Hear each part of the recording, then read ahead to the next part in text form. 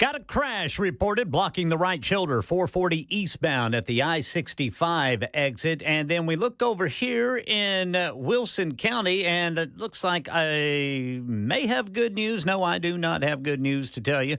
Looks like 109 westbound in Wilson County. There is an incident reported at Rock Castle Drive, and it looks like eastbound traffic is going to be affected with the right lane blocked, westbound with the right lane blocked as well. We've got traffic every 10 minutes every morning on Super Talk 99.7 WTN.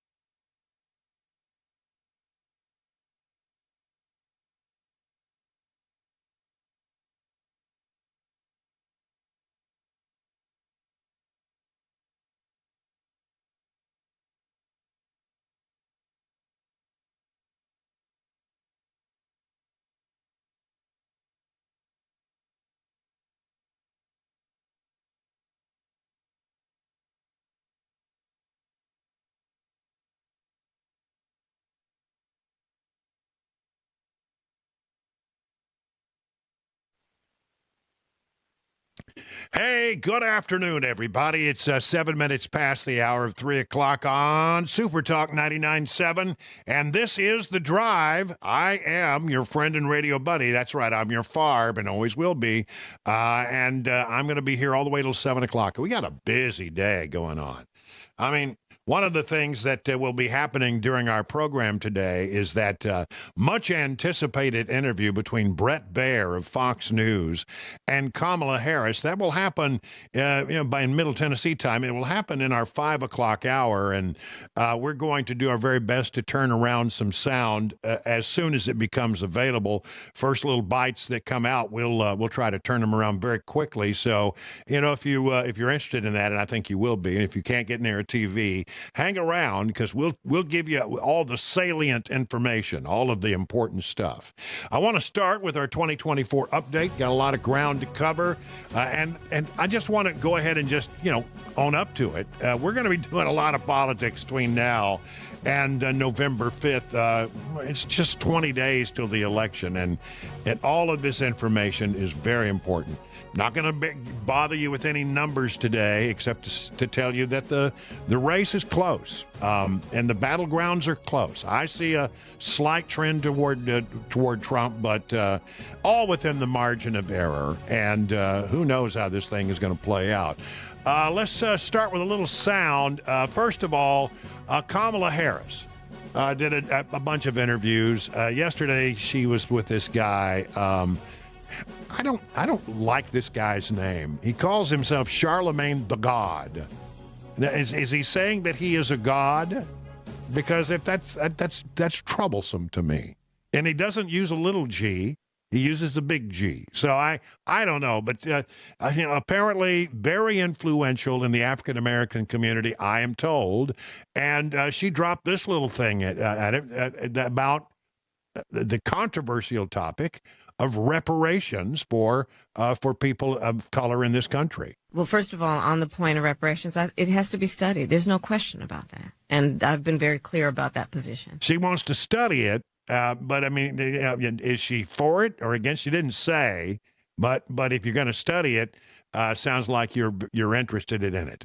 There was a longer passage between Charlemagne and Kamala.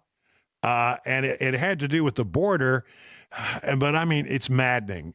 She falls back on the same old lines, and never really does anybody explain what it is she was talking about. Here we go. But doesn't the Biden administration have to take some blame for the border, though? A lot of the blame? Because, I mean, the first 3 years, y'all did get a lot of things wrong with the border. No, Charlemagne, within hours of being inaugurated, the first bill we passed before we did the Inflation Reduction Act, before we did the Bipartisan Infrastructure Act, before we did the Safer Communities Act to deal with gun violence, first thing we dropped was a bill to fix the broken immigration system. Well, hold on a minute. That may be true that they dropped a bill, but that doesn't mean that the bill was a bill that could actually pass the Congress. It certainly would never get through the House. And there's a pretty good question about whether or not even could have gotten through the democratically controlled Senate. Why? Because it was an instant request to take all of these people who are coming into this country. She said, we're going to fix the immigration problem. You know what their fix is? Automatic amnesty. You come to this country, we grant you amnesty, you become a citizen. That's what they wanted because, as you know, and I've been very, focused on trying to tell you this for months and months and months and months now, that all their plan was to get people into this country, find them a pathway to citizenship, allow them to vote in this election or in future elections. And again, I don't know how many times I can say it. It would have never gotten through the House of Representatives, and it certainly it would have been challenging to get it through the democratically controlled Senate because it wasn't a good bill. Just because they throw down a bill doesn't mean that everybody automatically should roll over and accept it, especially if it's a bad bill, and it was. And, then there's more. Which, by the way, Trump did not fix when he was president. And except that Trump didn't have a problem at the border when he was president. You can look at every step along the way. We then tightened up the asylum application process. 3 years into the process. We then worked with what we needed to do to secure ports of entry. We did a number of things, including what we did to try and get that border security bill passed. And then also an executive order that has actually reduced significantly the number of illegal crossings and tightened up what needs to happen in between ports of entry. Again, 3.5 years into their administration. But no, we've been working on it ever since. But so what went wrong? But here's what has to happen. Congress has to act to fix the immigration system, and it has been broken for a long time. Congress has to act, but it does not help when finally a bipartisan group got together to fix it, and Donald Trump told them, hold on, don't do that because it won't help me politically. Well, let's just clean that up again because as she keeps saying this all over and over and over, they say a bipartisan piece of legislation that would have solved the problem or gone a long way towards solving the problem. And Donald Trump didn't like it, so they didn't go forward with it. Bipartisan. Not widely bipartisan. Were there a couple of Republicans who were working on it? Yes. Did it have enough momentum to get through the Senate? I don't think so. Certainly wouldn't have gotten through the House of Representatives. No way. And I guarantee you it was not the perfect fix. It was, again, heavy on bringing on a bunch of Border Patrol people, but not to enforce the Border Patrol, the laws of our land with regard to the border, but rather to process people more quickly. That's what that plan was all about. And so, yeah, she keeps talking about how, well, we did this and we did that. You know what? They didn't do anything. They rolled back 94 executive orders that were in place, and they made the situation worse. They undid it. And when it finally became so untenable and became a political liability 3.5 years into the administration, then they start tightening up the border. A little, like $1 late, way late. A day late and $1 short. That's what I was trying to think of. It was a worthless project. So there you have that. Again, she just keeps repeating and repeating and repeating this stuff like nobody's business. She says the former president, is not fit to be the commander-in-chief. I'm going to say what I have said publicly and will say many times based on my observations, and I think the observations of many.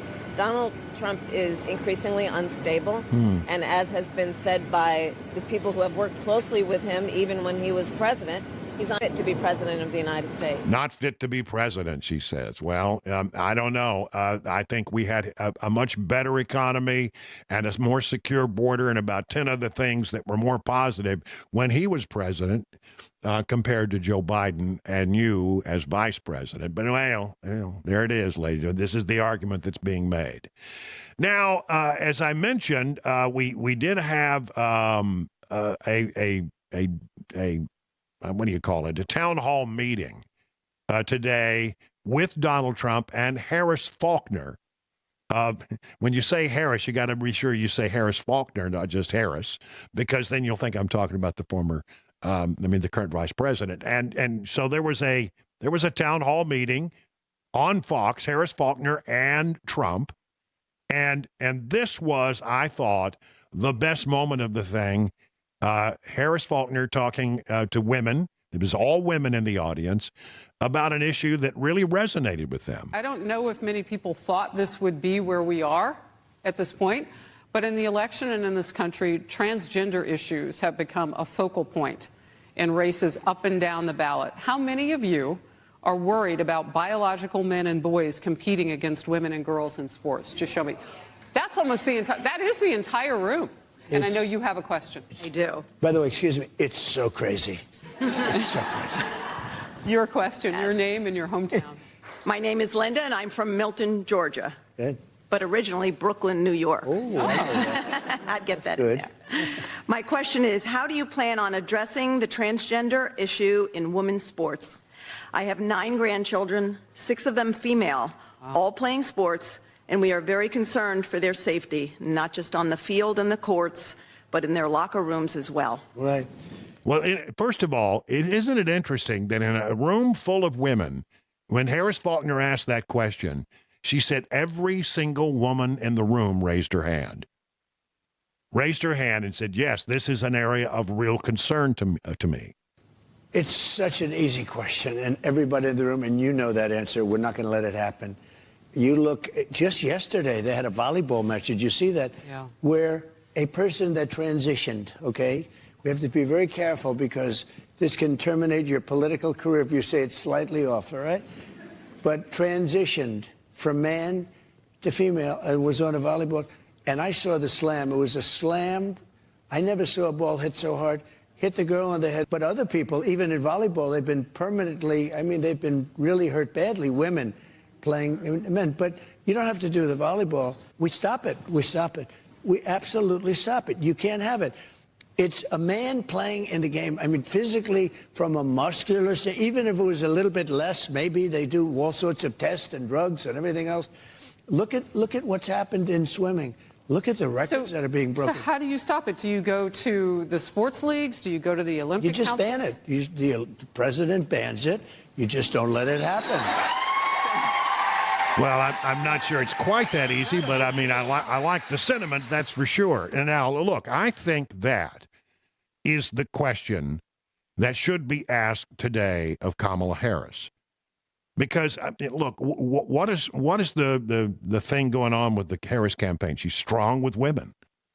But I think if you ask her that question, it puts her in a bit of a quandary, doesn't it? Because if she says no, and she's truthful about it, and she stands by the position she has held before, then she will alienate the transgendered and the gay community, and that's a very important demographic to Democrats. If she says I think it's wrong, and we need to not do that, then if she says the other thing and we ought to ban it, then she may win women, but she'll irritate the gays. If she stands by her earlier position, she really irritates women voters who are supposed to be all gangbusters for Kamala Harris. There's no great answer for her, but I want to know where she really stands on it. Unfortunately, I don't know that we'll get the answer to that. I think that's the question that I hope Bret Baier asks Kamala Harris today. I'm really, really, really hoping. And so as we wind up this first segment of the program, what I would like to ask of you is, if you were Bret Baier today and you were working up your list of questions, what would be the question that you would want to ask Kamala Harris? So we're going to open up the phone line, 615-737-9986. When we come back from this commercial break, we'll take some of your calls and see how it's going. I really want to know, what would you ask Kamala Harris if you were Bret Baier today? 615-737-9986. 20 minutes now past the hour of 3 o'clock.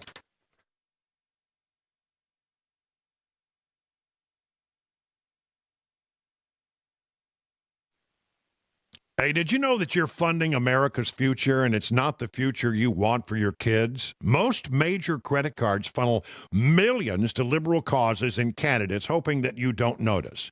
Take a stand and get woke out of your wallet. Coin is the conservative credit card. You earn cash back while advancing a conservative future. Apply now at coin.com. There's an unusual spelling to that word coin. C-O-I-G-N. The G is silent, but it's in there. COIGN.com, coin.com. Terms apply. Go to coin.com/disclosures for full details. The guaranteed offer is the easiest way to sell your home.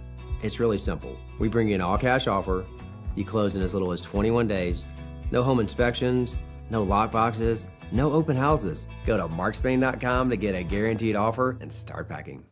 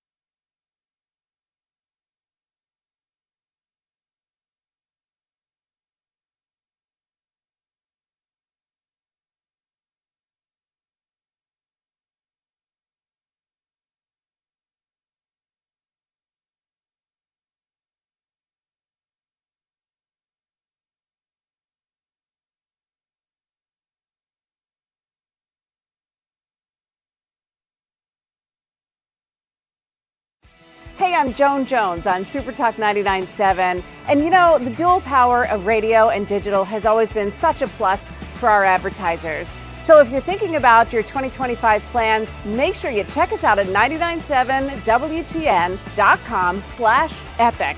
Go there now.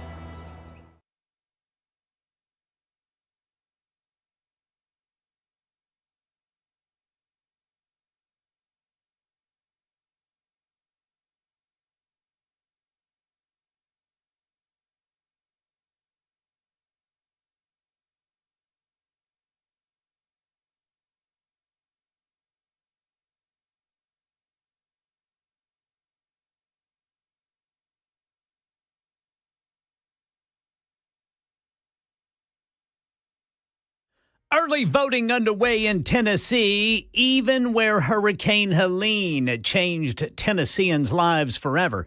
And Nashville Mayor Freddie O'Connell defends the lower figure being placed on the transit tax ballot. That's coming up at 3:30 on Super Talk 99.7 WTN. You know, very, very quickly, Ken, it is early voting. I voted this morning. There were quite a few people moving around in Watertown. I'm getting a lot of reports of heavy voting. And I just stumbled across a thing on social media by a woman posted about a couple hours ago. So that would have been about 1 o'clock. And said that she's in Hendersonville. She has a picture of the line The line, she said, I'm told, is an hour to an hour and a half long on the first day of voting. Wow. Yeah, that is, that sounds like people are taking it to heart. That sounds like minds made up. Yeah, minds are made up and they're getting out there. Yeah. All right, so we want to get to the phone lines because as I asked you, we got this big interview coming this afternoon. Bret Baier sitting down with Kamala Harris. A lot of questions that she doesn't get asked by some in the mainstream media. And I told you what my question would be. It would be about transgendered men playing against women in the field of athletic play. That's the thing I want to know about, and I think it would really be telling for many people who want to vote for her. They may change their mind after they hear that answer. What is the question you would ask? 615-737-9986. Christy, right here in Watertown. Christy, you're on with Brian on the Drive. Hey, how are you? I'm fine. So, I would want to know that too about the trans people, boys, whatever in sports. But I have a question for you. Okay. Do you really think that they're going to ask her anything that they haven't already told us that they're going to ask her? I mean, yes, I do, because most of the places she has put herself are extremely, friendly situations. Real friendly situations. And this is, I think, the first time that she's going to be in a situation where, now I know Bret. I mean, I used to work with Bret. I have a lot of respect for Bret. I think he's a fair and balanced reporter. And I think that he's going to try to get at some of the things that she has not yet been asked. And so I'm really hoping that will be the case. We'll know here in a couple of hours whether or not she's going to be asked these hard questions or not. I have a feeling it's going to get snippy because, when she gets challenged, she gets snippy. That's the only word I can use to describe it. Will, out on the road, so you'll say you were sitting down to query the current vice president of the United States about why she wants to be president. What would you ask her? I would ask her, you constantly touted that you're from the middle class, and yet for the past 3.5 years you have done nothing to alleviate the inflation and the rising costs on the middle class. Why should you be elected for president to enact these plans that you have when you've had 3.5 years to do it and done nothing? The 3.5 years is a great question on a lot of things, isn't it? She says, I'm going to do this, and I'm going to do that, and I'm going to do this. And you say, well, why didn't you do it? Why didn't you push for some of this stuff? I think that you're right about that. And especially, with regard to inflation. Well, we're going to fix inflation. Well, why didn't you fix it already? What ideas did you have that you didn't suggest and try out? That's what I would like to know. Thank you, Will. Steve in Cookville, you're on with Brian on the Drive. You are questioning the vice president and asking her why she wants to become president. What is the question that you would ask? Well, Brian, let me put it this way. I'm a retired athletic trainer, and I want to know if she is going to allow men or transgendered men to compete against women. Yeah, I think that's the right question. And as I suggested earlier, that's the question that I would be asking. Ray in Tullahoma, you're up next on the Drive. What do you say, Ray? Yes, Brian. The question I have is she has changed her opinion on so many things. Yeah. And she says, yet her values haven't changed. If I were Bret, I would say, tell me exactly what that means. Because I don't understand if your opinion has changed, but your values are the same. Yeah. Yeah, I mean, aren't your opinions, Ray, aren't they sort of, formed by your values? Exactly. Yeah, I mean, I know that I have certain things that I consider my as sort of core values that really do sort of inform my positions on so many things.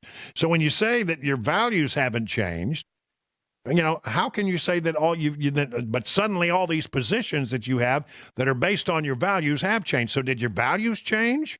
But you say they didn't change. I mean, there's so many good questions there. Ray, it's good. It's a great question. And I love the way you asked it. JJ in Nashville. JJ, you're on with Brian on the Drive. What would be your question for Kamala Harris? Hello, Brian. Hey, go ahead. I would ask I would ask point blank, if Donald Trump wins the election, will you certify the results? Yeah, because she will have to do that, right? Yes. She, as the sitting vice president, will be there on January 6th and will have to certify the elections. And, there's a great question. And nobody, I don't think anybody's asked her that question. JJ, good thought. David and Madison, you're on with Brian on the drive. Hi, Brian. I would like to know her spiritual beliefs. Is she atheist, Christian, etc.? Yeah, I've not heard that. Good question. I haven't heard that either. But listen, we got a lot of people who want to ask questions. The lines are all full. Stay where you are. We got to do the news, and when we come back, we'll take more of your calls at 615-737-9986, 31 past the hour.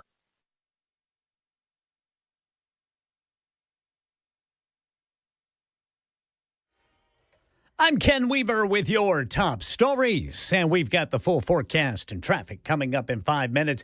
Election 2024 early voting is underway in Tennessee until October 31st, and Secretary of State Trey Hargett telling WTN's Matt Murphy Show about the selflessness of poll workers who have lost everything in the Hurricane Helene impacted counties of East Tennessee. You hear stories like a lady in Greene County whose house was destroyed, lost everything.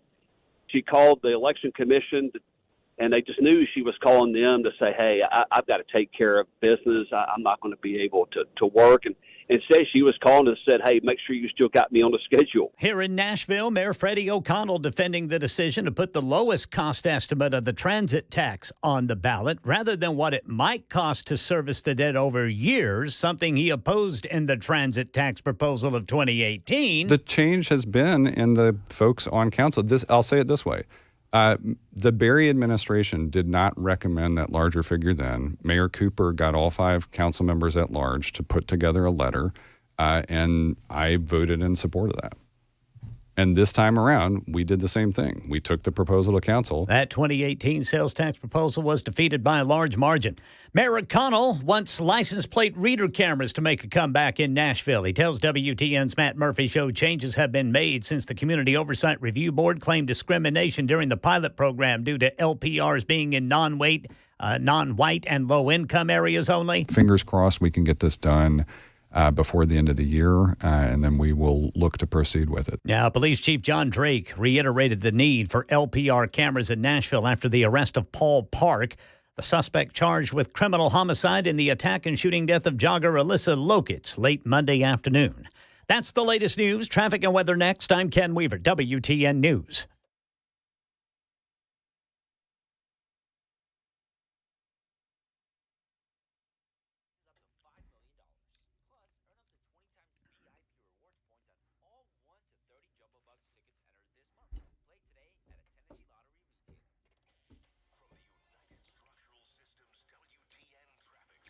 Got crashes to contend with on your way home. Right now, we've got 40 westbound at the 2440 east split, then 440 eastbound at 65. The right shoulder is blocked, and then 40 eastbound at 4th Avenue.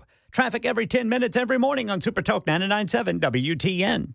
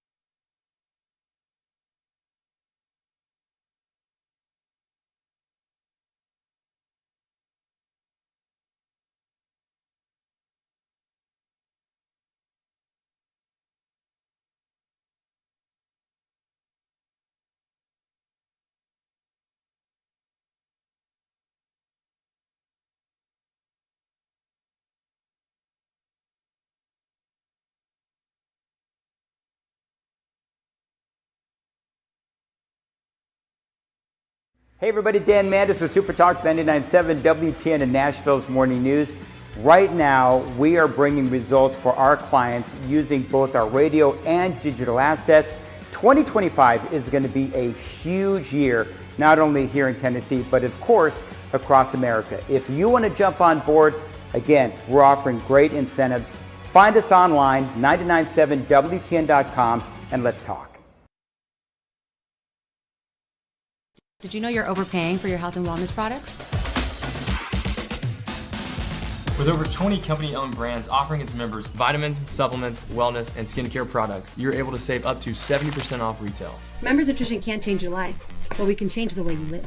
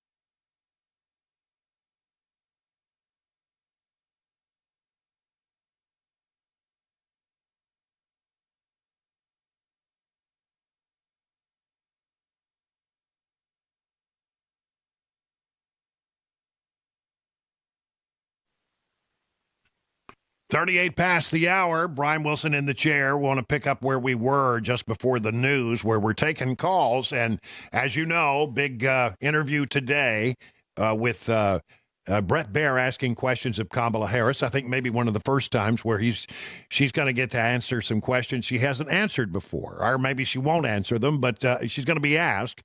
And so our question for you at 615-737-9986 is, what question would you ask if you were Bret Baier? Thank you very much for your patience and staying on the line. We'll start with Ken out on the road. Ken, you're on with Brian on Super Talk 99.7. What's your thought? Brian, thanks for taking my call.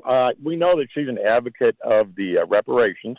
Right. So my question to her would be, what qualifies somebody to receive reparations? Do you have to be partially black, African American?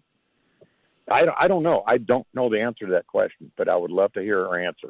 Yeah, it's a very, every time it gets brought up, it's a very complicated, scenario. How do you make a determination about all that? And, her answer today, as you may have heard a little earlier, was sort of just suggesting that, we just need to study it. Well, first of all, on the point of reparations, it has to be studied. There's no question about that. And I've been very clear about that position. She's been very clear about that, Ken. And but again, it's a complicated issue.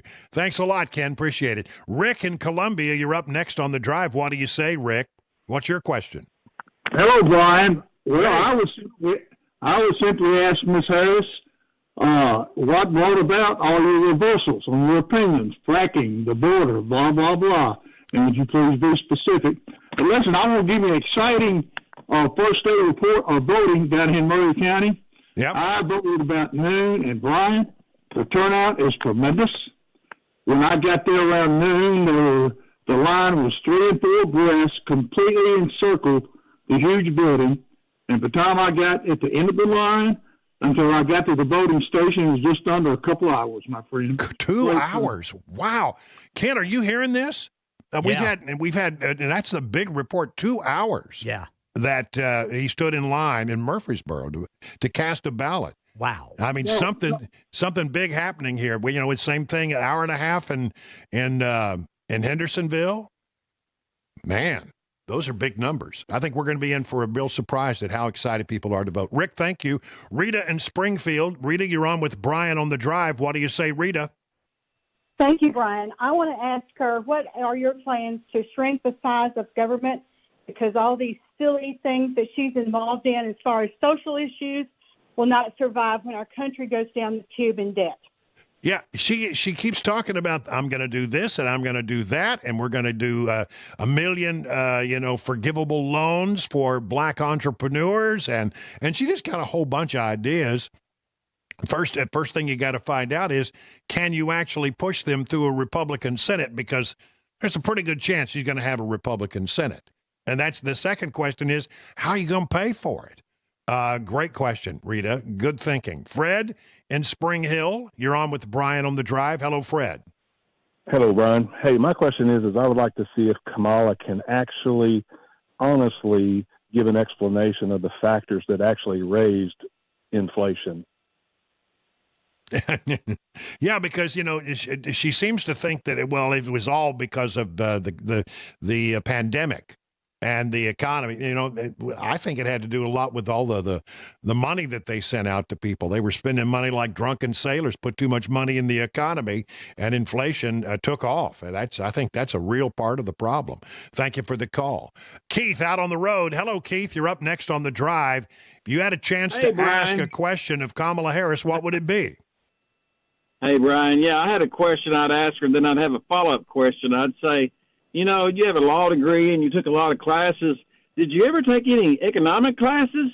And then if she says, yeah, I'll say, okay, can you give us the two principles mainly that drive any kind of markets in the capitalistic markets or something, like supply and demand was what she should say. Yeah. But I'd just like to see her try to say, I was raised in a middle-class family. Yeah, and, that's exactly.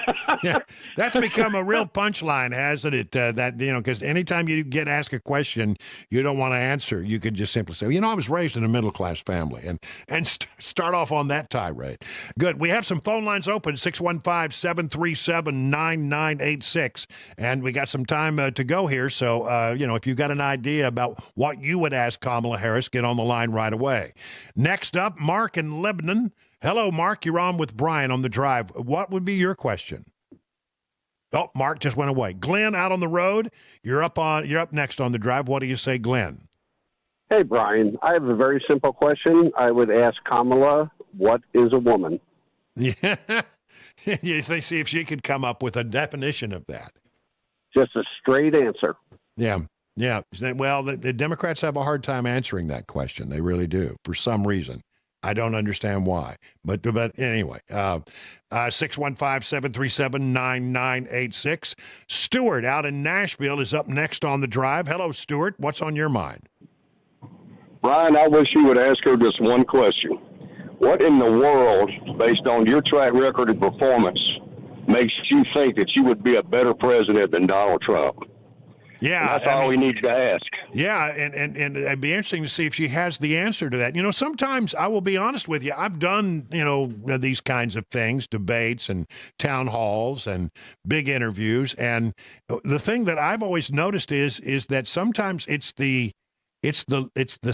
easiest questions that seem to trip people up.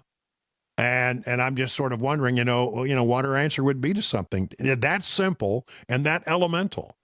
Let's go to John in Watertown. John, you're up next on the Drive. What would you ask Kamala Harris?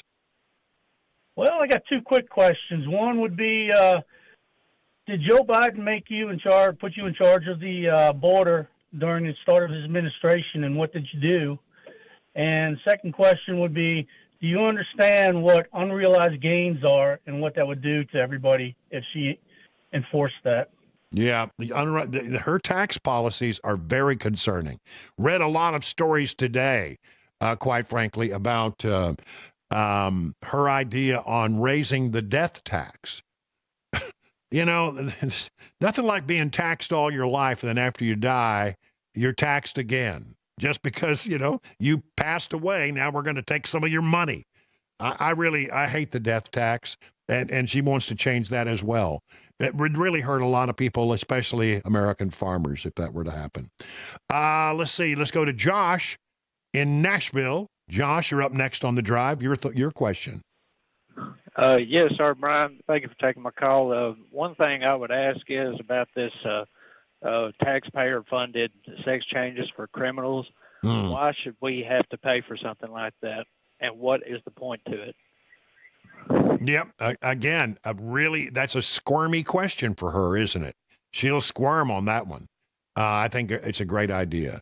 AJ in Cookeville, we're taking questions that you would ask Kamala Harris if you were Brett Baer today. What would your question be, AJ?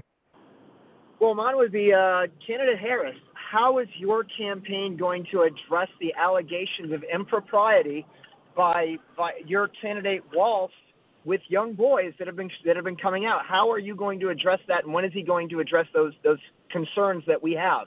Yeah, I've read those reports. I don't know that I would consider them at this point. I'm not saying that they're wrong, but I'm saying I haven't seen a credible report yet on that. But I'll tell you one that's sort of like that does seem to be credible. It does seem to be backed up. Is about her husband, who apparently has slapped dates in the past, according to that. Impregnated had sex and I don't know if he impregnated, but he had an affair with the nanny, and so there's some real questions there about her husband that do seem to be backed up. And I've read the stories on those, and they come from reputable news organizations, and they seem to have their facts buttoned up pretty well. Tony in Jolton, you're up next. Your question. What would you say? Well, thanks for taking my call. I would ask that with all the unjust demonization of the black community right now, if it's okay for her to choose a white husband, wouldn't it be okay for them to choose a white president? All right. Thank you much for that one, Tony. I don't think that one's going to get asked today, but it's I appreciate the call anyway. And let's see. Let's go with Russell out on the road. Hey, Russell, what do you say? Hey, Brian. I believe I would ask her if she grew up in a middle class like she says. I would like to know what her parents done when their piggy bank run empty before the end of the month. And I know it all stems from this inflation that they caused. So how did they live? Because lots of people out there today are having problems living month to month. Yeah. And if she's going to claim, well, I'm in the middle class and I can empathize with the things that you've gone through, well, tell us a story about how your family suffered. I don't know if she'll have a good answer for that one. We got one more call before we run out of time here. Gary in Columbia, you're up next. We'll let you wrap up. What would you ask Kamala Harris today, Gary? I would ask her why does she won't answer the questions plainly and let us know what her policies are going to be. Yeah, I mean, she got a lot of ideas, but when you ask her about specifics, she seems to run out of answers. She seems to be, she go into that word salad thing that she does. Yeah, it's a good question. Well, I think all of these are great questions. I'll tell you what now, this is going to happen in our 5 o'clock hour. If you can't be at home on television, stay tuned, because as quickly as we could turn around sound from some of that we think is pertinent, we'll do so and play it out for you. We don't unfortunately have the ability to take it live. I wish we could. If it may, I'll double check to make sure ABC's not carrying it, but I doubt they are. We would love to turn that around and let you hear it. So, stay tuned right here to Super Talk this afternoon. 50 minutes past the hour of 3 o'clock.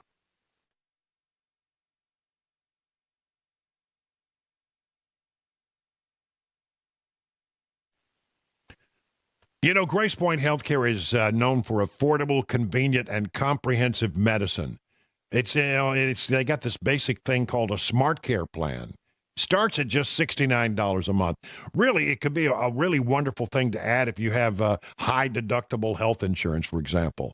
For $69 a month, you get free office visits and free basic labs and diagnostic tests for a full year. At Grace Point, you're usually seen the same day or the next day, and there's no long wait times in the waiting rooms.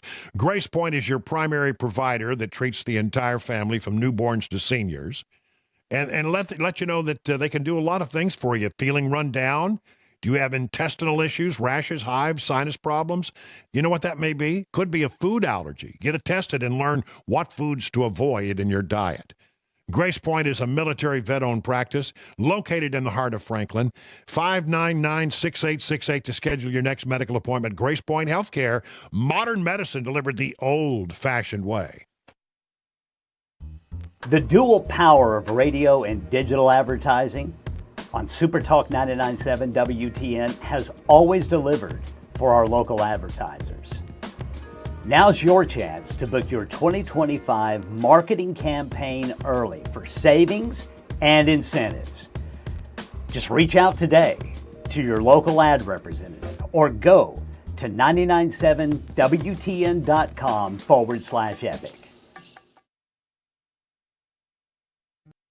Hey, what's up, guys? It's Matt Murphy in the middle of downtown Franklin, Tennessee. We've talked so much about Savory Spice. I thought, why not show you the place? So let's go on in and see what's popping at Savory Spice. As I've always said, you will smell the spices even before you walk in. I can smell them right here in the doorway. Come on in and let's introduce you to the one and only Holly, who is the owner and proprietor of Savory Spice. Say hey, Holly. Hello, everyone. Now, enough about Holly. Let's talk about spicy and easy products like the incredible taco soup, which, as I said, you put this in a crock pot, you put all the ingredients that it tells you to buy right there, you put the spices in, and it's so easy. So if you don't know what you're doing around the kitchen, it's a perfect way to find your way around the kitchen, as is the Mediterranean dill risotto. Now, for the holidays, pumpkin pie spice. What doesn't it have, Holly? Pumpkin. Doesn't have any pumpkin in it. That's a fun fact for all of you kids out there. Now, if you stop by Savory Spice, either in the Franklin location or at L&L Market, you can get yourself a sample of the dill dip, which is my absolute favorite. Just tell them Matt Murphy sent you to Savory Spice with purchase now. So come by Franklin or L&L Market in Nashville and come see Holly and the entire crew at Savory Spice.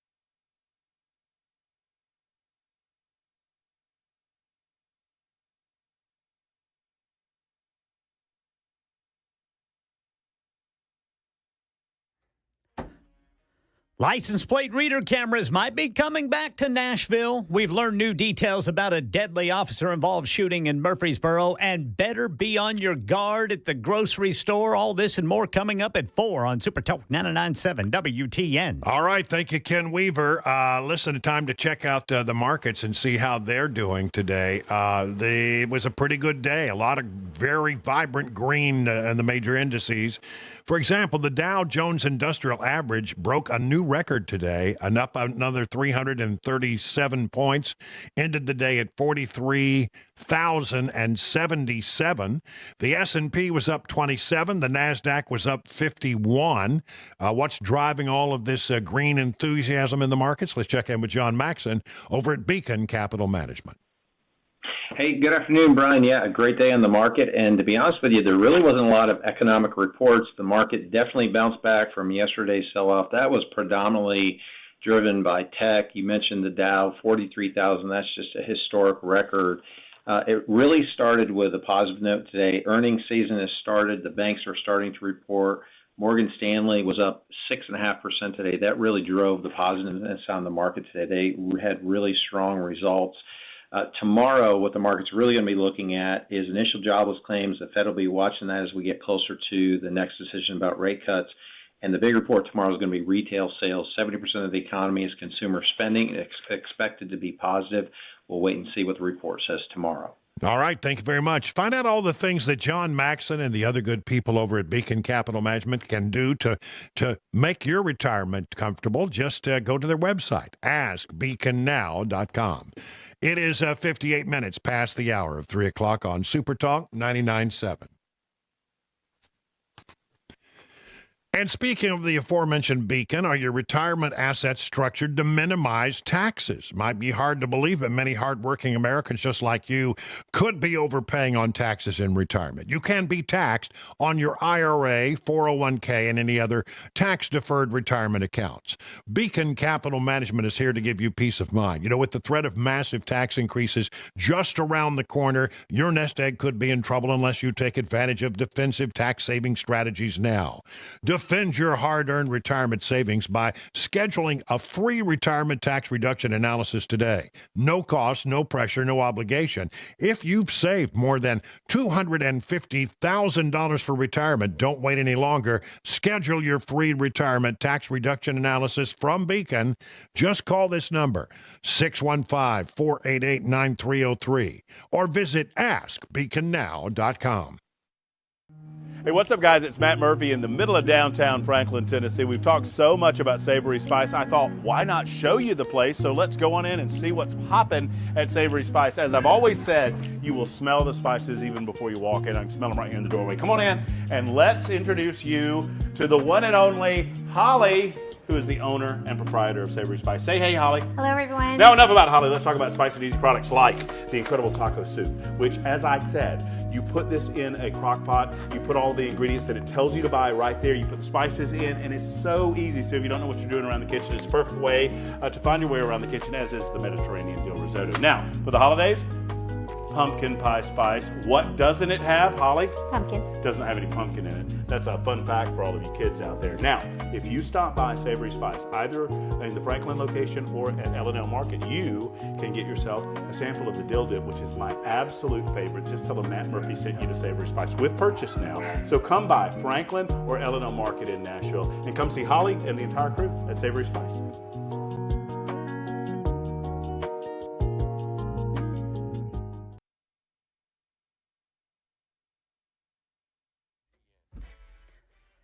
I'm Ken Weaver with your top stories. Got the full forecast and traffic in 5 minutes. And today is the first day of early voting for election 2024 in Tennessee.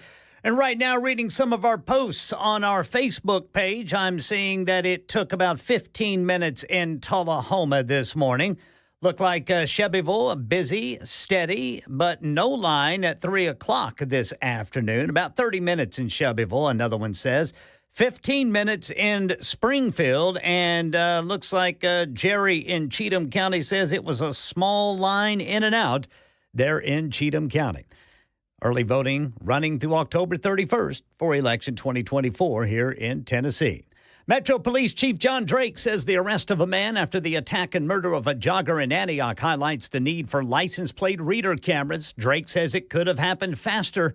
Mayor Freddie O'Connell telling WTN's Matt Murphy show this afternoon he agrees with Chief Drake. Our office is still working closely with MMPD to make sure we get a good, responsible implementation, and it will have to go back before the Metro Council. O'Connell says a new proposal could be submitted by the end of the year.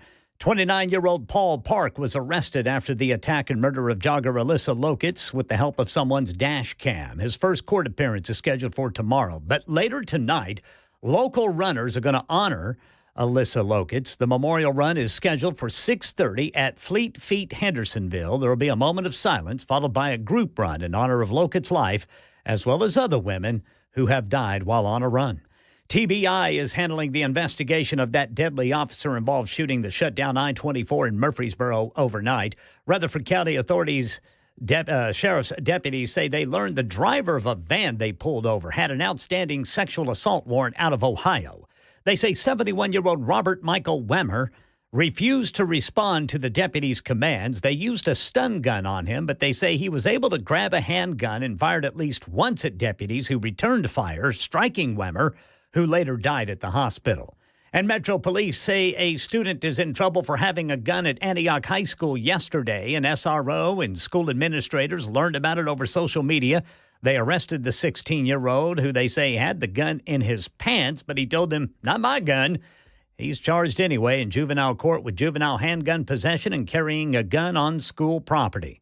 And better be on your guard at the grocery store in Middle Tennessee. Franklin police officer Ryan Howell says police are investigating more reports from people who realize their wallet is missing when they get to the checkout. Zip up your purse, buckle your purse, because the problem is we tend to leave our purses open because we're using it, right? Zip it, lock it, make sure that it's completely secure. That's from a video posted to X. He says the thieves are out for your cash and any credit cards they can grab. That's the latest news. Traffic and weather next. I'm Ken Weaver, WTN News.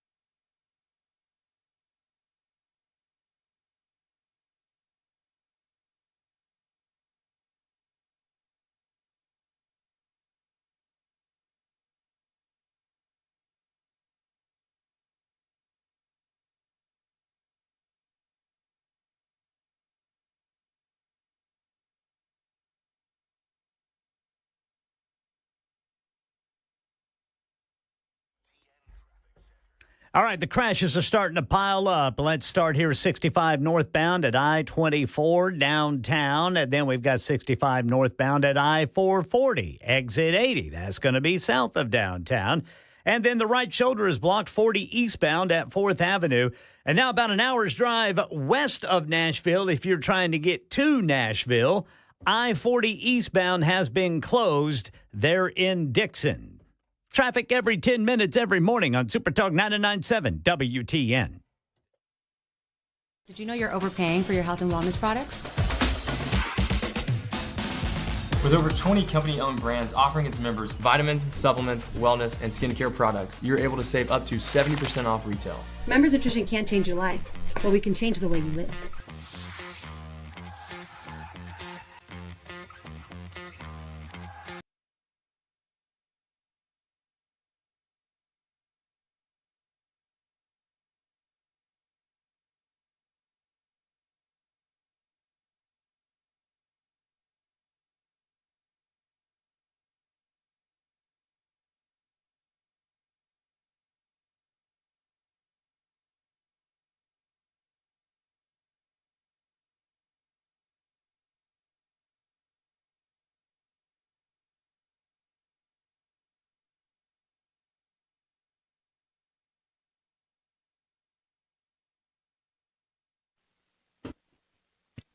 It is 8 minutes now past the hour of 4 o'clock on Super Talk 99.7, kicking off hour number 2 of The Drive here on the show that where you come to get your news and your information, and we try to keep you informed and entertained, and we're going to do that today. But you know, breaking news changes everything. I have this little, this thing called a rundown that I write up on a legal pad, and I lay out the show. But you know what happens? Breaking news changes everything. I've heard that, yeah. You've heard that, right. And so I think there's something going on here that we're just now beginning to pick up on. This is the first day of voting. Early voting began today at 8 o'clock in the state of Tennessee, and it will run all the way through Halloween. But I'm telling you, I'm picking up a lot of reports about early voting, and it seems to be huge. Started out, I saw a thing in Hendersonville where somebody said they were there for an hour and a half. Then we had a caller who said a moment ago that the line there was about 2.5 hours long.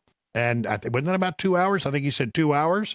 And I'm looking at all of these things, and it's not just happening here in Middle Tennessee. It's happening all over the state.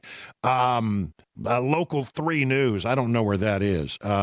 But they say very long lines in Collegedale. Where's Collegedale? Do you know? I don't know right offhand. I'll look that up. And then here's, I see one, day 1 early voting in Tennessee at the Nashville Public Library in Bellevue. It's got pictures, and it's a long line. I saw in Hickson, they say that there were long lines. That's Chattanooga, over in that area. Here's another one posted 4 hours ago. It looks like people lined up around the building to vote. And I just scrolling through this, you can do a search for one topic on these social media platforms, and you find a lot of interesting stuff. But I'm sort of curious. While I have some news to report here about the election, I think I'd love to know if you had an experience this morning or today during the lunch hour, or maybe even now you're standing in line. 615-737-9986. I would love to hear, what you experienced. Did you have if you're an early voter, how long were the lines? 615-737-9986. Now, it's too late to register to vote. But, the early voting starts now and goes all the way through Halloween. You can cast your ballot. And the whole idea Republicans have been pushing this time around is get out there and vote early. Get your ballot done so that, it's there. You've banked it. Everything is good. Republicans tend to, as a rule, vote I would say, on election day more than vote earlier by absentee, et cetera. But, this election, if these stories that I'm hearing are true and correct, then, it'd be interesting to find out, how many of these people are Republicans, how many of them are Democrats. But voter enthusiasm, it sounds like, in red Tennessee may be very, very high. And that is a good thing. It's not just in Tennessee. Listen to this. More than 5 million people have already voted across the U.S. in early voting. The vast majority have returned mail-in ballots. More than 941,000 have voted in person. This, according to the University of Florida's election lab. So, with just starting, I got to wonder, whether or not this would be the case. Is it going to be a record turnout election? Here's another story from Georgia. Georgia, a critical swing state, demolished its record for ballots cast on the first day of early voting. Voters in the southern battleground cast 328,000 ballots on Tuesday. The previous record, about a third of that. I mean, it didn't just break the record. It shattered the record. That's 123% higher than the old record. So, I don't know. This is really amazing. And by the way, a lot of people in Georgia didn't like some of the voting laws that had been passed, and they said it was Jim Crow 2.0, and that democracy would, not serve well. The voters of Georgia are proving that to be untrue. They're showing up in great numbers. So, what's happening out there? Joe in Shelbyville, you're up with Brian on the drive. So, Joe, did you vote today? Yes, sir. And where did you vote? In Shelbyville. We did early voting today. And how was the line? It was about 30 minutes long. One of the poll workers said that was probably the largest turnout on the first day of voting they'd ever seen. Yeah, I think you may be correct on that. I mean, if what I'm picking up is correct, 30 minutes on the first day of early voting. I mean, normally it's, it dribs and drabs of people come in. But I'm getting the sense that it's very enthusiastic voting. Now, are you in an area that would be, you consider mostly Republican, probably? Yes, sir. All right, Joe. Thank you very much. Garrett in Winchester, you're on with Brian on the drive. Did you vote today, Garrett? I sure did. Me and my wife both voted today. And how did it go? It went great. The lines were very long here. We stood in line for almost 2 hours here in Franklin County. And, there's a lot of folks very enthusiastic to vote. Wow. Now, that would be a heavily Republican area, correct? It would be. Yeah. And so you say 2 hours to cast your ballot on the first day of early voting? That's right. Man. I don't think I've ever seen anything quite like that. Have you? Oh, no, I've never stood in line to early vote that long before. Yeah. I mean, usually early voting, you come in and you get out and it's, dribs and drabs. That's really something. Here, let's go to Scotty in Murray County. Scotty, so how was your experience the voting today? Well, I was going back to work. I saw I'll just swing by and go vote. And it was there. I talked to people there, and it says one guy said he's standing there for an hour. So wow. I'll go vote tomorrow. But it's long So line. It's wrapped all the way around the building. In Murray County, it wrapped all the way around the building. Yes, sir. From the front door all the way around the back side of the building. Wow, this is really something. I mean, this is very surprising. I mean, I've been pushing hard to get people to vote early, but I'm really surprised that people are so enthusiastic on the very first day that they can cast a ballot that they're showing up in such record numbers. I think we may have a situation like they have in Georgia that may shatter the records on first day of early voting. Max in Hendersonville, you're on with Brian on the drive. Max, what was your experience? Well, I got there this morning. There was about 500 people in line. Wow! And but they had it all. They had it running so smooth. We got through in about an hour. I would say about 80 to 85% of people that were there were 55 years old or better. There were a few young people, but not very many. Yeah. Well, listen, that's fascinating. Thanks a lot for the call, man. I appreciate it. Steve in Murfreesboro, we've already heard a pretty good line there in Murfreesboro, right? Negative. We were in and out of there in under 5 minutes. Really? So the lines weren't that long for you? Oh, they were busy, but they had it going on where they were cranking people through. The parking lot was full, but we were in there literally less than 5 minutes. Wow, that's great. Well, I'm glad to hear that it's going very effectively. Aubrey, tell me what your experience was, Aubrey. Okay, I'm on my way right now, and I'm in Murfreesboro because I work in Murfreesboro, but I live in Bedford County, so I'm headed to Shelbyville to vote. And this is the first time ever in my life I have not voted on Election Day. Wow. So I could not wait to get off from work to get there to vote. We have to take our country back. So when we talk about, voting, there's always this question about which side is more enthused to vote. If what I'm picking up here is correct, then there may be a real enthusiasm among Republicans to cast a ballot in this election. Well, thanks everybody for those calls.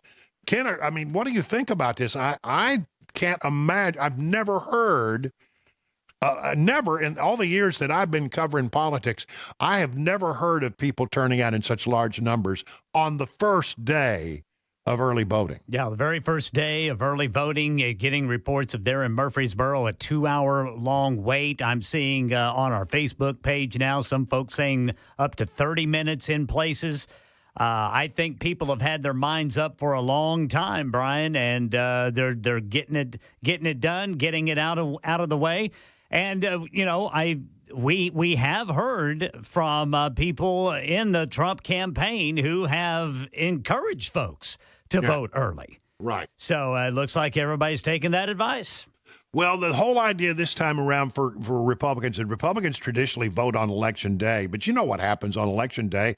You have the best intentions, and then, the kid gets sick, or you've got a cold, or you get hung up at work, or there's a traffic jam and you don't get there. And, if you do it early, it's done, it's over with, it's there, it's banked, it's ready to go. Mm-hmm. But I mean, I'm telling you, there's two things that I'm drawing from this, and the number one is that conservatives and Republicans are very enthusiastic about voting in this state, if what I'm reading is correct. Maybe both sides are. That may be the case. Yeah, I was going to say, I wonder about the other side. Well, I mean, some of this is in Nashville, which is a more blue area than some of the other areas like Shelbyville or Murfreesboro, et cetera. So, maybe there is an enthusiasm there. But maybe we should reach out to the Secretary of State and see what their read is. But it sounds like we may do what Georgia did, and Georgia was up 123%. Yeah. Of their best day ever in history. Mm-hmm. So that's pretty amazing. Well, okay, listen, I endorse this idea. Get out there and vote. Like one guy said, well, I went by there and I didn't have an hour to spend, so I'm going to do it tomorrow. Well, that's right. We got between now and Halloween to do it, and so get out there and cast your ballot. And it's the most important thing you can do, and I think everybody knows within the sound of my voice how strongly conservatives feel about this election and what it means. By the way, so before we run out of time here in this particular segment, Marsha Blackburn, there's a poll out. She's up for re-election right now. Looks like she's leading Gloria Johnson by about 22 points. 54% said they would vote for Blackburn. 31% said they would vote for Johnson. That's a 22-point gap. This is a poll taken by the folks at Beacon, and they do this on a regular basis. I got some other things here. Former President Donald Trump holds a 21-point lead over Vice President Kamala Harris in the poll of 971 likely voters. 56% said they would vote for Trump. 35%. This is only in the state of Tennessee. So, we know pretty much how Tennessee is going to go. I was a little concerned, especially since we have very blue major population centers, but everything else is red. I was worried about, eastern Tennessee, which has, they got some real problems over there because of the flooding and et cetera, whether or not that would really hurt. But I'm hearing word that they've done a lot to try to make it easy for people to vote over in the flood zone. So maybe it won't have a negative impact. I do worry a great deal about North Carolina because the areas that were impacted are very Republican areas of the state of North Carolina. All right. Well, 21 minutes now past the hour of 4 o'clock on Super Talk.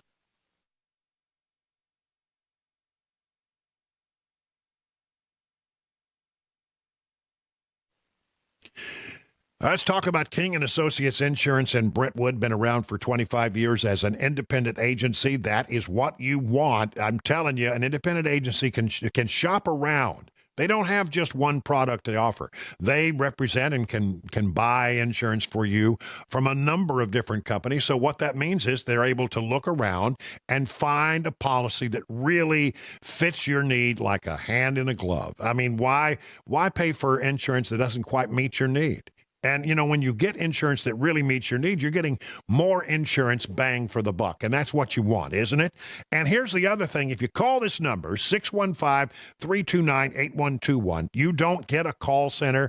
You don't get a recording. You don't get told, please stand by. Your call is important to us when you know it's not. You're going to actually hear a person who will say, hello, how can I help you? Every single time. Man, is that something? Have you ever been on one of the phone lines waiting for hours and hours to get a simple insurance question answered? Well, you don't have to do that when you're dealing with King and Associates.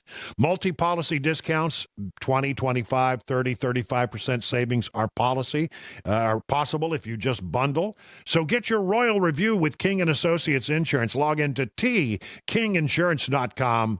King Insurance and Associates, royal treatment, great rates. Hey, what's going on, guys? It's Matt Murphy with Super Talk 99.7 WTN. 2024 is coming to a close, and what a great year it was. We are looking forward to an exciting 2025, and we want you to be a part of it. If you're looking for marketing or digital strategy for your business, we want to be on your team. It is a wonderful three-legged stool. You, me, and the listener, and we want to be a part of your family. So join us at 997wtn.com/epic to find out more, and we'll see you in 2025.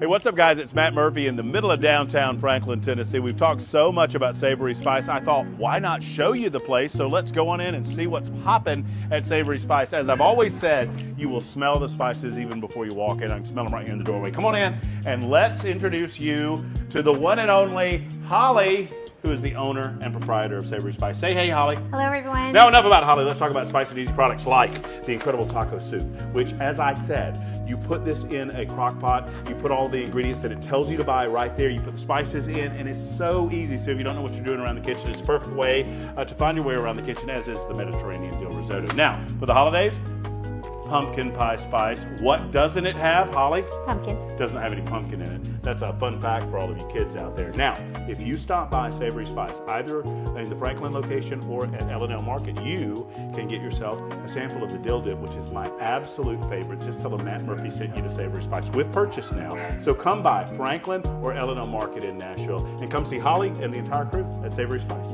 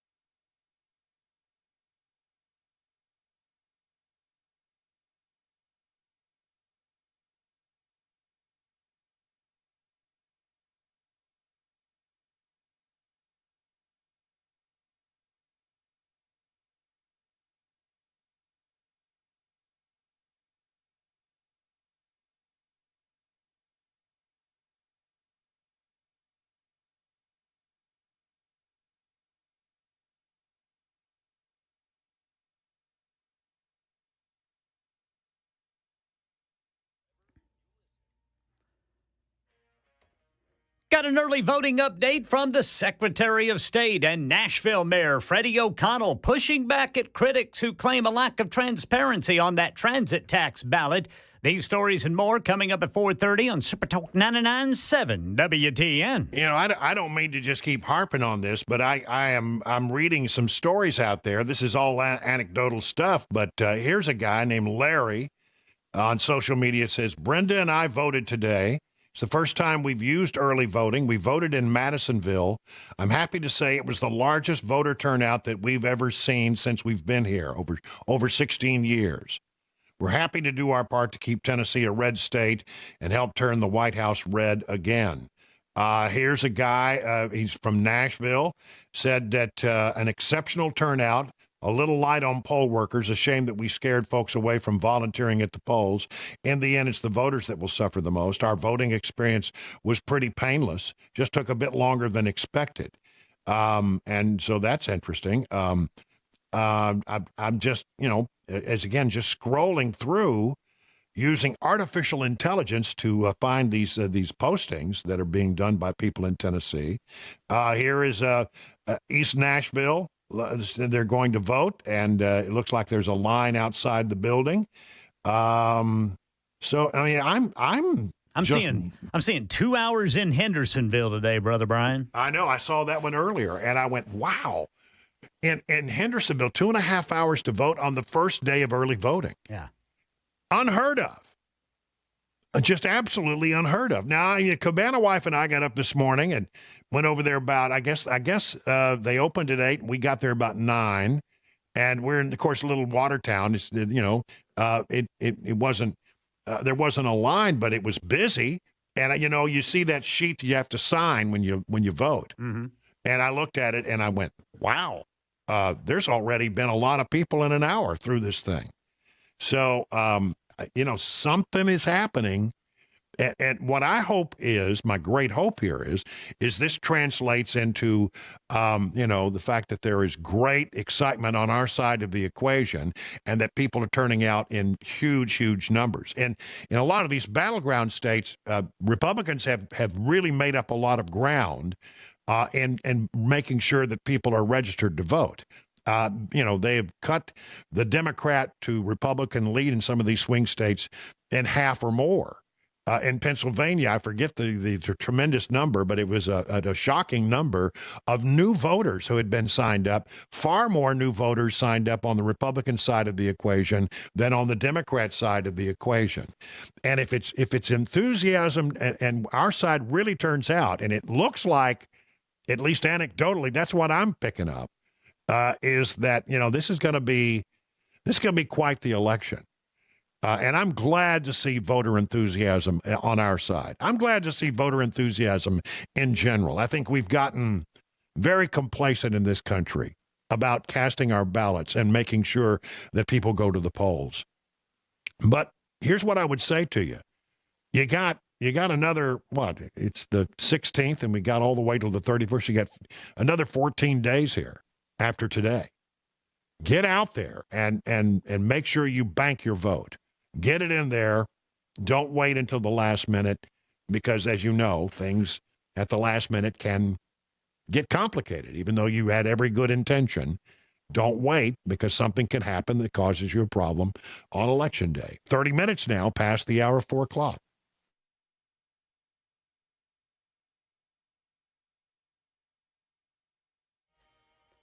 .30 on the dot. I'm Ken Weaver with your top stories. We've got the full forecast and traffic in 5 minutes. Election 2024, early voting underway in Tennessee through October 31st. And as you just heard, we are hearing from listeners who say their time in line ranges from as short as in and out in Cheatham County to 2 hours in Murfreesboro and Hendersonville.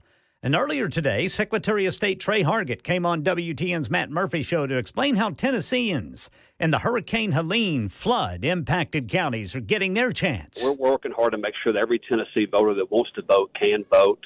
We have personally visited with every election administrator in those affected counties, and working to make sure they have a plan for their respective counties. He used Carter County as an example, saying officials there had to move polling locations because 2 of the previous sites are gone due to the flood.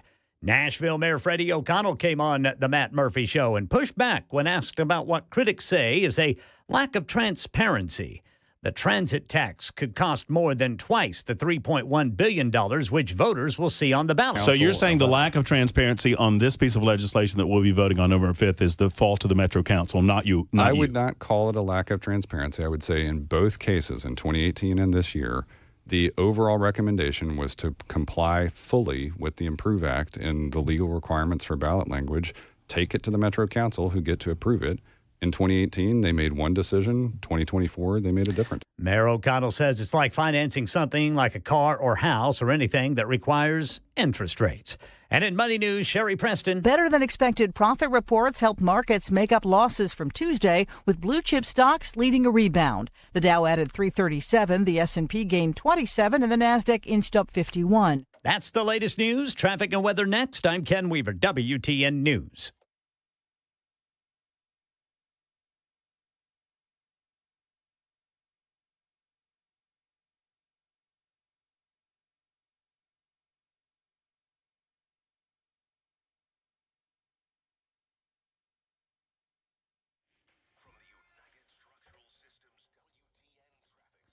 Yeah, the crashes keep piling up. Right now, we got 21st Avenue South at Blakemore Avenue and Wedgwood Avenue, then 24 eastbound at Briley Parkway, 65 northbound, and this is going to be right there at I-440, just south of downtown. Then about an hour's drive west of Nashville. The interstate is closed due to a crash. This is going to be 40 eastbound there in Dixon. Traffic every 10 minutes every morning on Super Talk 99.7 WTN. Hey, what's going on, guys? It's Matt Murphy with Super Talk 99.7 WTN. 2024 is coming to a close, and what a great year it was. We are looking forward to an exciting 2025, and we want you to be a part of it. If you're looking for marketing or digital strategy for your business, we want to be on your team. It is a wonderful three-legged stool. You, me, and the listener, and we want to be a part of your family. So join us at 997wtn.com/epic to find out more, and we'll see you at 2025.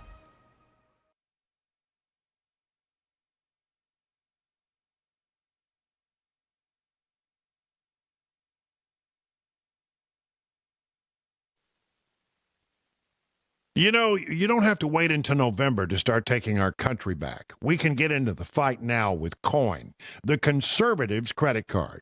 Instead of funneling millions to the left like other cards, Coin advances conservative values and charities. Earn cash back while fighting back. Apply now at Coin.com. Now, it's spelled a little unusually. That's COIGN.com. COIGN.com. I've got one in my pocket. You get one in yours. Terms apply. Go to coin.com/disclosure for full details. The guaranteed offer is the easiest way to sell your home. It's really simple. We bring you an all-cash offer. You close in as little as 21 days. No home inspections, no lockboxes, no open houses. Go to markspain.com to get a guaranteed offer and start packing.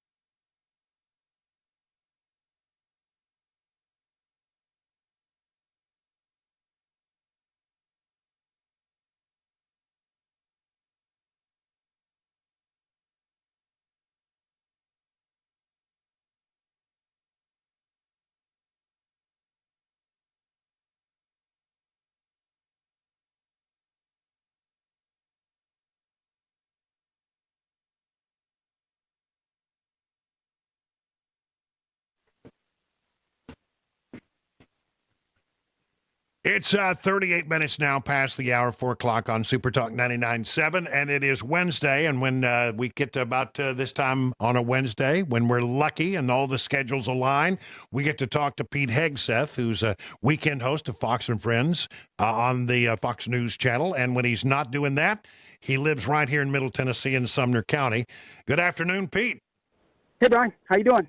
I'm doing good. I don't know if you've been listening or if you are aware of this, but today is the first day to do early voting in Tennessee. And we've been talking to our audience and looking at some social media postings, and we're getting these amazing reports in very Republican parts of Tennessee of lines that are an hour and a half to 2 hours long on the first day of early voting. It would seem, if these anecdotal reports are correct, that there is a tremendous desire among conservatives to cast a ballot. Pretty surprising to see those kinds of numbers on the first day. It is, but Brian, I think it's indicative of the enthusiasm that you have felt, that I have felt, this opportunity for a comeback, putting Trump back in the White House, how terrible the last 3.5 years have been. I mean, I've been marking my calendar for 3 years. I mean, since what happened in Afghanistan. I mean, since the last election for an opportunity to vote again, here we are. I didn't realize until this morning that today was the first day of early voting, but once I did, I made my plan of when I'm going to early vote, which is toward the end of this month, closest to me, because I don't want to take the risk that let's say something goes sideways. So I still don't like it. But it does not surprise me that the enthusiasm is on the Republican side, and we're seeing this also anecdotally in swing states, places where Republicans went out on Election Day but didn't participate in early voting last time. It's a good sign. There's not a lot of Kamala Harris enthusiasm. It may end up being that there's, I don't know. I don't want to get ahead of myself, but it does portray the kind of enthusiasm I want to see. Well, in Georgia, which is a battleground state, I read a story here earlier today that voting was they've never had a day in Georgia like that, and that it was 123% higher than any early voting day in the history of the state of Georgia. We're in for it. I also think Trump campaign and the Republicans have organized and mobilized to early vote in a way that we have not seen before.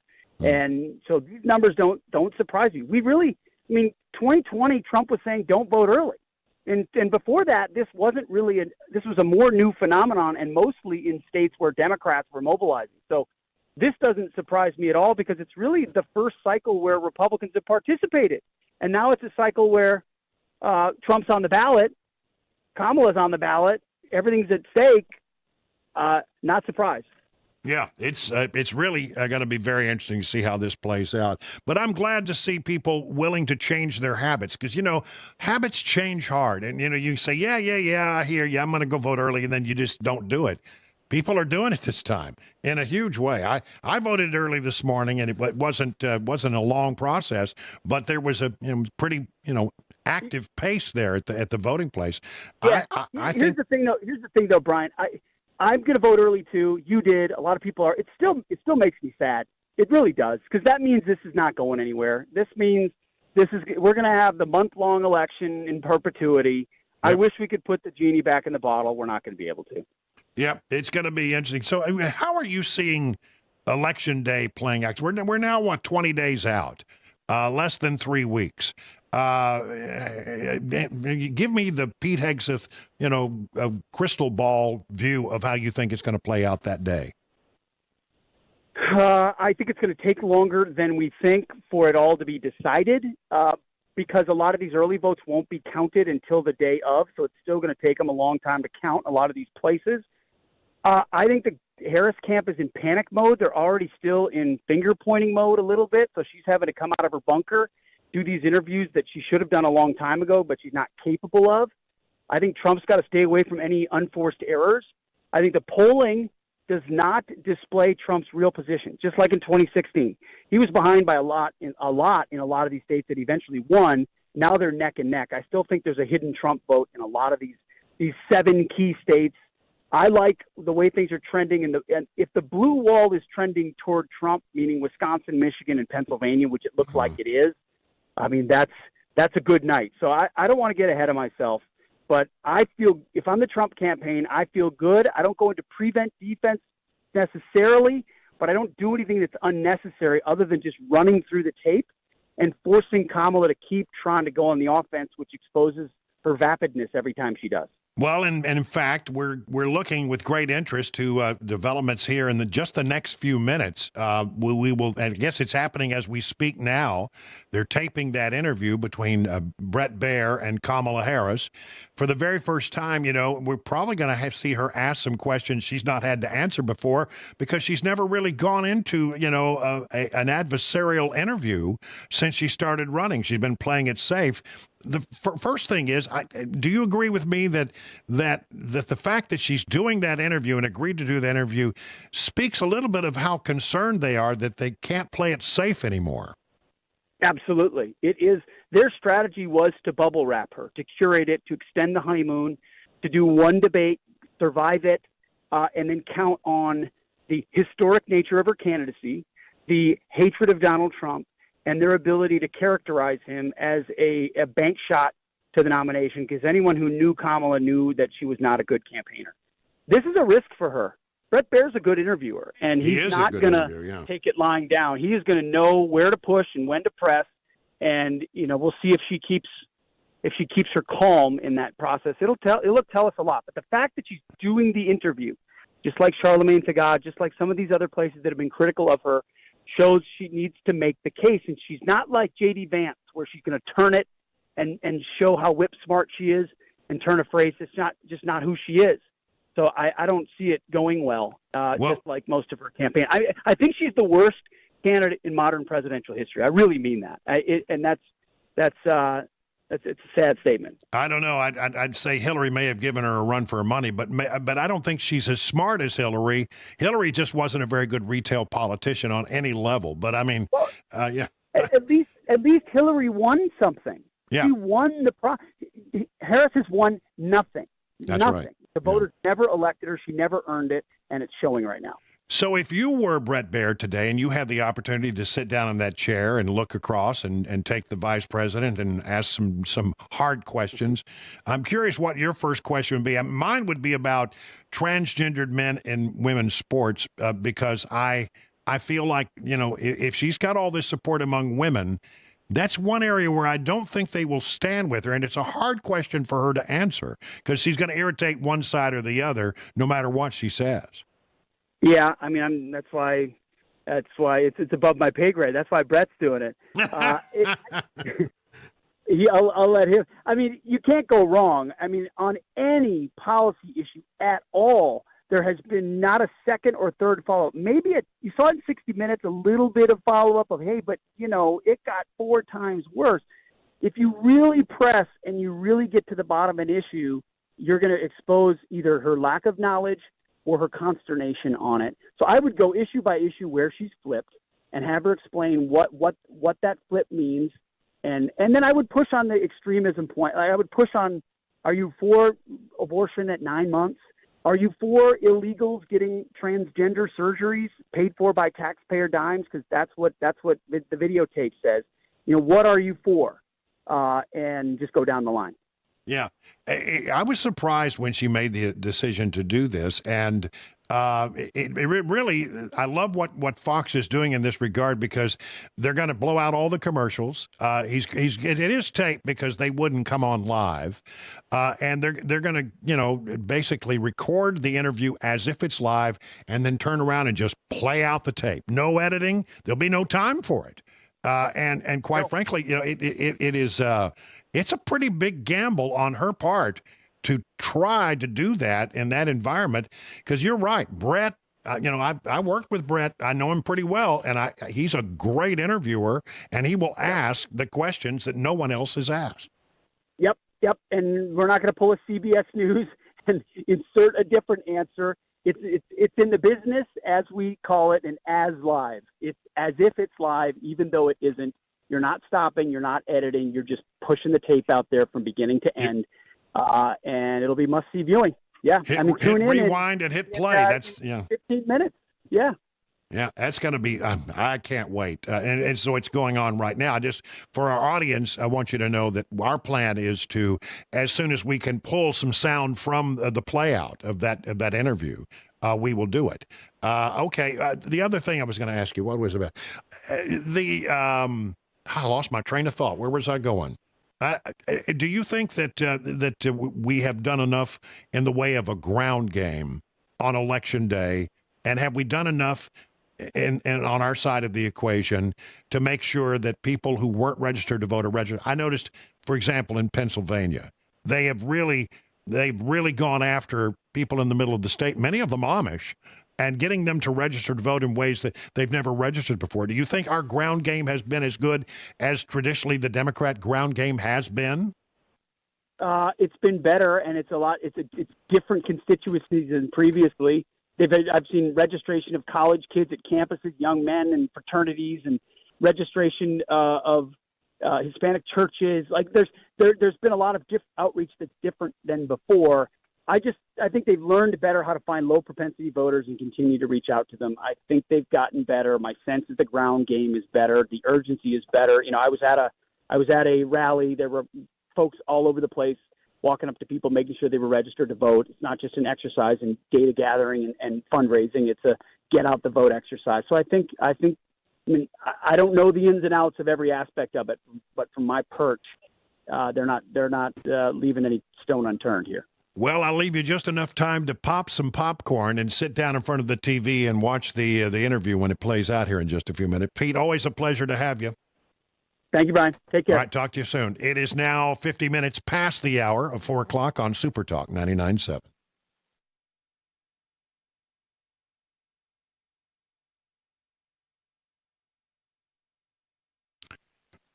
You know, Eurofix has a very different business model. They staff all of their locations with more staff than the average auto repair shop. That's so they can be ready when your emergency pops up out of nowhere. Have you noticed how hard it can be to get a right now appointment for vehicle repair? Some dealers, it can be more than 2 weeks out just to get your initial appointment. But not at Eurofix. Eurofix has been offering quality repairs that beat the dealer without dealer pricing since 1999, plus a 3-year nationwide warranty and the staff to fix your car now. If you're tired of waiting forever to get your car into the shop, then call Eurofix. Owner Aaron Stokes says we will never be too busy for your customers. For our customers. We're here to take their pain away now. Eurofix repairs all European cars, and Eurofix says yes to speedy repairs when the others can't or won't. Family owned for 24 years. Call 844-EUROFIX or visit myEurofix.com. That's myEurofix.com. The guaranteed offer is the easiest way to sell your home. It's really simple. We bring you an all-cash offer. You close in as little as 21 days. No home inspections, no lockboxes, no open houses. Go to markspain.com to get a guaranteed offer and start packing.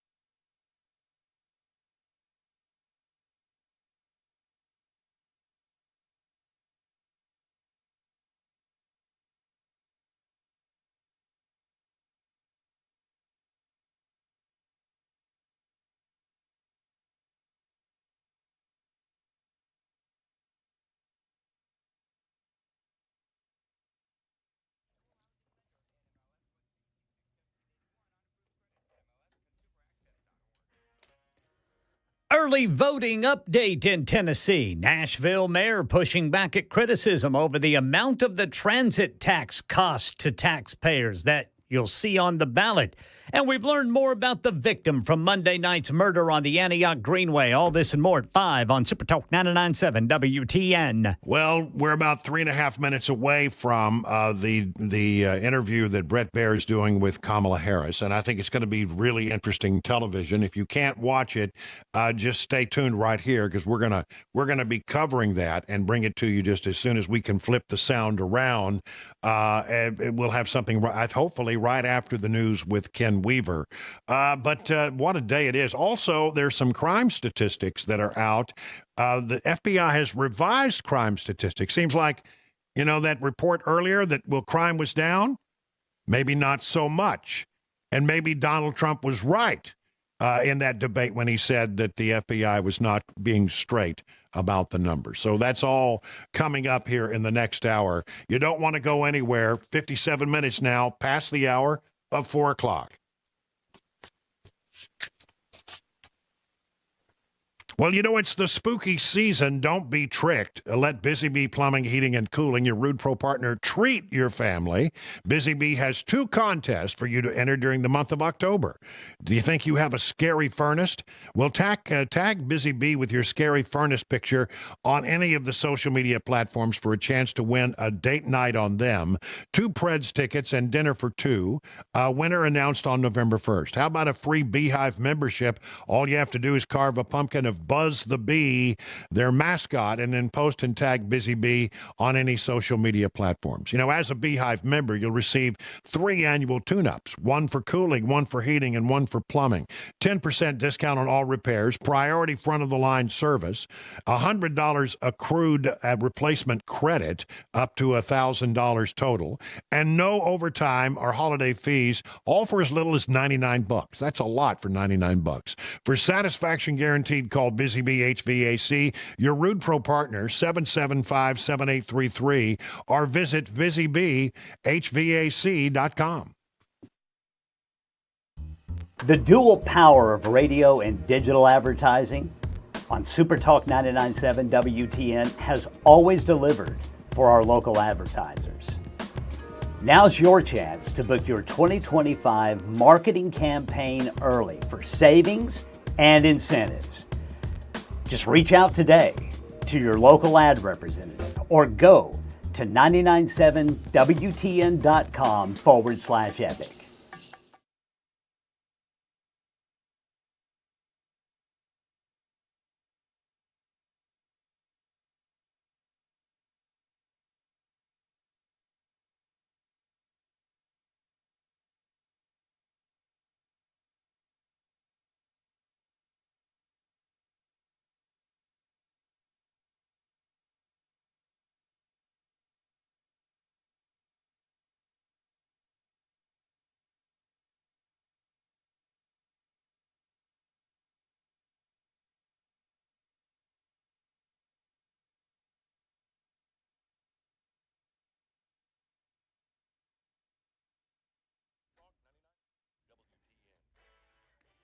It's 5 o'clock on the dot. I'm Ken Weaver with your top stories. We've got the full forecast and traffic in 5 minutes. It is election 2024 update time here on WTN, and early voting's underway in Tennessee until October 31st. And we're seeing some long lines in some places, not so long lines in others. And even where they're all long lines, some of those listeners tell us everything went smoothly and quickly as a result, even though. Now, listeners have posted 2-hour waits in Murfreesboro and Hendersonville. Secretary of State Trey Hargett tells WTN's Matt Murphy show about efforts in the Hurricane Helene flood-impacted counties in East Tennessee to make sure voters cast ballots if they want to. We play a role in helping organize that, but really, I tell you, who gets a lion's share of credit is these local election administrators, their poll workers, their election commissions, because they are in that community and living it day in and day out. and they're the ones who are really making sure that Tennesseans have that opportunity to vote. Secretary Trey Hargett says even poll workers who lost everything are showing up to perform their duties. Here in Nashville, Mayor Freddie O'Connell came to WTN's Matt Murphy show and defended the cost of the transit tax voters will see on the ballot versus what critics say might actually cost over time. We have a forecast, but we also have watched a period where inflation went up and came back down. We don't know what the interest rates will be because it's not like we're going to go issue a $3.1 billion bond on November 6th if this passes. Yeah, voters are going to see $3.1 billion on the ballot, minus what servicing the debt could cost, which critics say could be more than double. And Mayor Freddie O'Connell says he agrees with Metro Police Chief John Drake, who says the arrest of Antioch Greenway murder suspect Paul Park could have happened sooner rather than later had license plate reader cameras still been installed. Mayor O'Connell says a new proposal for LPRs could go before the Metro Council by the end of the year.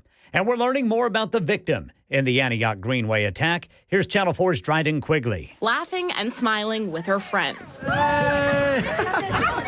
That's how the loved ones of Alyssa Lockett say they're going to remember her.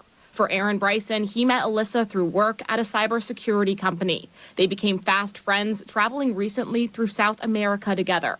When Aaron visited Alyssa after she moved to Nashville, he said she was loving the city. He says her infectious smile could light up a room and that she had a positivity that would radiate from her. He was shocked to hear that a 34-year-old was killed in such a brutal manner, running on a well-known trail when she was attacked and shot in the head by who police believe was a stranger. News 2 reports the suspect, Paul Park, was charged with domestic abuse back in 2017, a case that has since been closed. Park makes his first court appearance in the Antioch case tomorrow. That's the latest news. Traffic and weather next. I'm Ken Weaver, WTN News.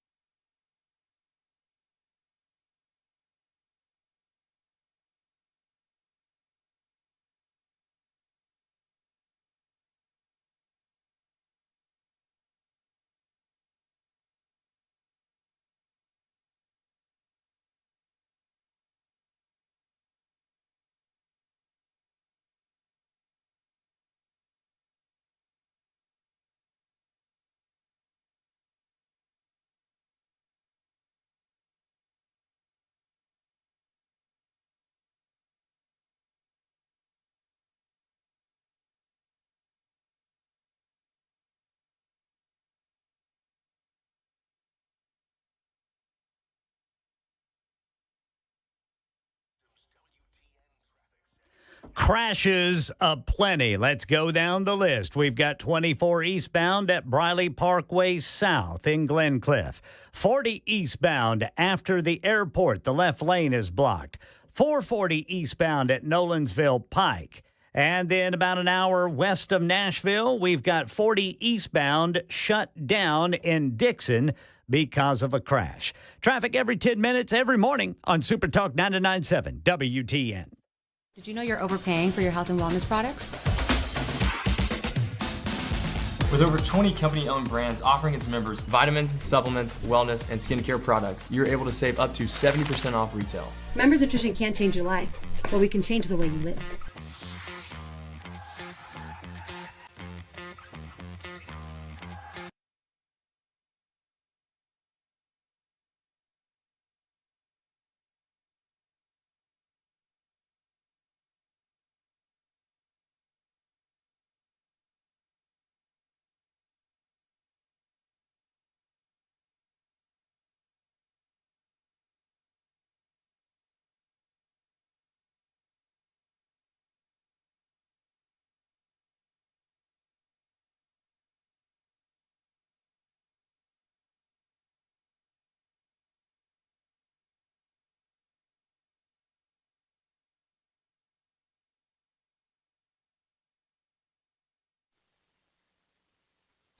It is 6 minutes now past the hour of 5 o'clock on Super Talk 99.7. I am Brian Wilson, your friend and radio buddy, and you are listening to The Drive. Wow, we've been watching for the last few minutes, and I'm preparing it here for you. The opening to the interview that Bret Baier is doing with Kamala Harris, and it's already off to a very stormy start. I'm going to try to pick this up at exactly where I'm literally editing the tape as I stand here. Here it is. Let me go back here, and there we go. You ready to hear some of this? Bret Baier is trying to get her off of her talking points. The first question has to do with the border. And she is she's filibustering. Madam Vice President, thank you for the time. Thank you. It's good to be with you, Brett. You know, voters tell pollsters all over the country and here in Pennsylvania that immigration is one of the key issues that they're looking at this election, and specifically the influx of illegal immigrants from more than 150 countries. How many illegal immigrants would you estimate your administration has released into the country over the last 3.5 years? Well, I'm glad you raised the issue of immigration because I agree with you. It is a topic of discussion that people want to rightly have. And you know what I'm going to talk about. Yeah, but right do you, now, just a number. Do you think it's 1 million, 3 million? Brett, let's just get to the point. Okay, the point is that we have a broken immigration system that needs to be repaired. So your Homeland Security Secretary said that 85% of apprehensions. I'm not finished. We have it's a rough estimate of 6 million people have been released into the country. And let me just finish. I'll get to the question. I promise you. I was beginning to answer. And when you came into office, your administration immediately reversed a number of Trump border policies. Most significantly, the policy that required illegal immigrants to be detained through deportation, either in the U.S. or in Mexico. And you switched that policy. They were released from custody awaiting trial. So instead, included in those were a large number of single men, adult men, who went on to commit heinous crimes. So looking back, do you regret the decision to terminate Remain in Mexico at the beginning of your administration? At the beginning of our administration, within practically hours of taking the oath, the first bill that we offered Congress, before we worked on infrastructure, before the Inflation Reduction Act, before the CHIPS and Science Act, before the bipartisan Safer Communities Act, the first bill, practically within hours of taking the oath, was a bill to fix our immigration system. Yes, ma'am. It was called the U.S. Citizenship Act of 2021. Exactly. It was essentially a pathway to citizenship for the... Yes, ma'am. May I finish responding, please? But you have to let me finish, You please. had the White House and the House and the Senate, and they didn't bring up that bill. I'm in the middle of responding to the point you're raising, and I'd like to finish. Yes, ma'am. We recognized from day one that, to the point of this being your first question, it is a priority for us as a nation and for the American people. And our focus has been on fixing a problem. And from day one, then, we have done a number of things, including to address our asylum system and put more resources, getting more judges, what we needed to do to tighten up penalties and increase penalties for illegal crossings, what we needed to do to deal with points of entry between... See, she at this point, quite frankly, is filibustering and giving the same answer that she's given every time. And she will not allow Bret Baier to get her off of her talking points. It gets feisty at times here. But she is not answering the questions that Bret Baier is asking. Why I believe the Border Patrol agents supported the bill. It would have allowed us to stem the flow of fentanyl coming into the United States, which is a scourge affecting people of every background, every geographic location in our country, killing people.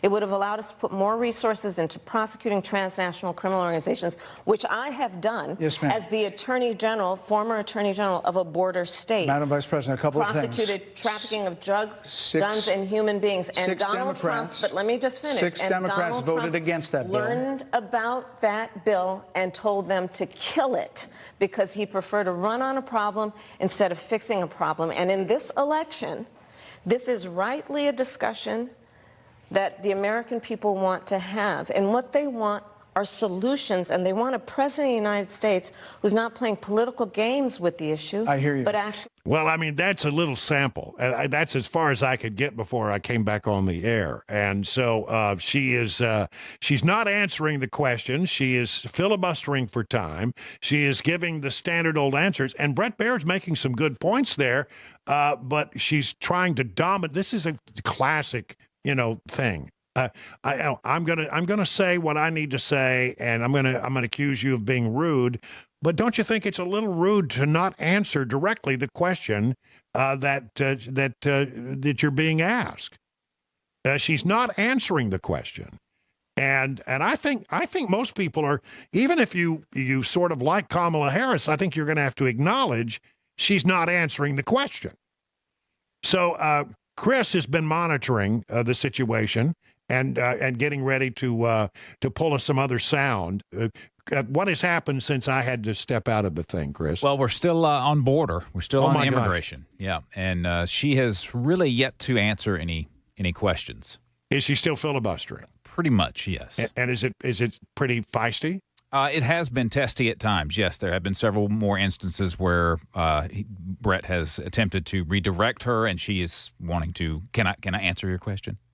Those type of answers. So, yeah, it's still ongoing. She just said that she will not decriminalize border crossings.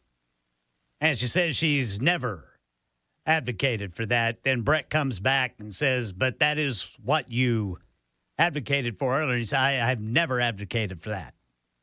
Wow. Well, and then the filibustering continued.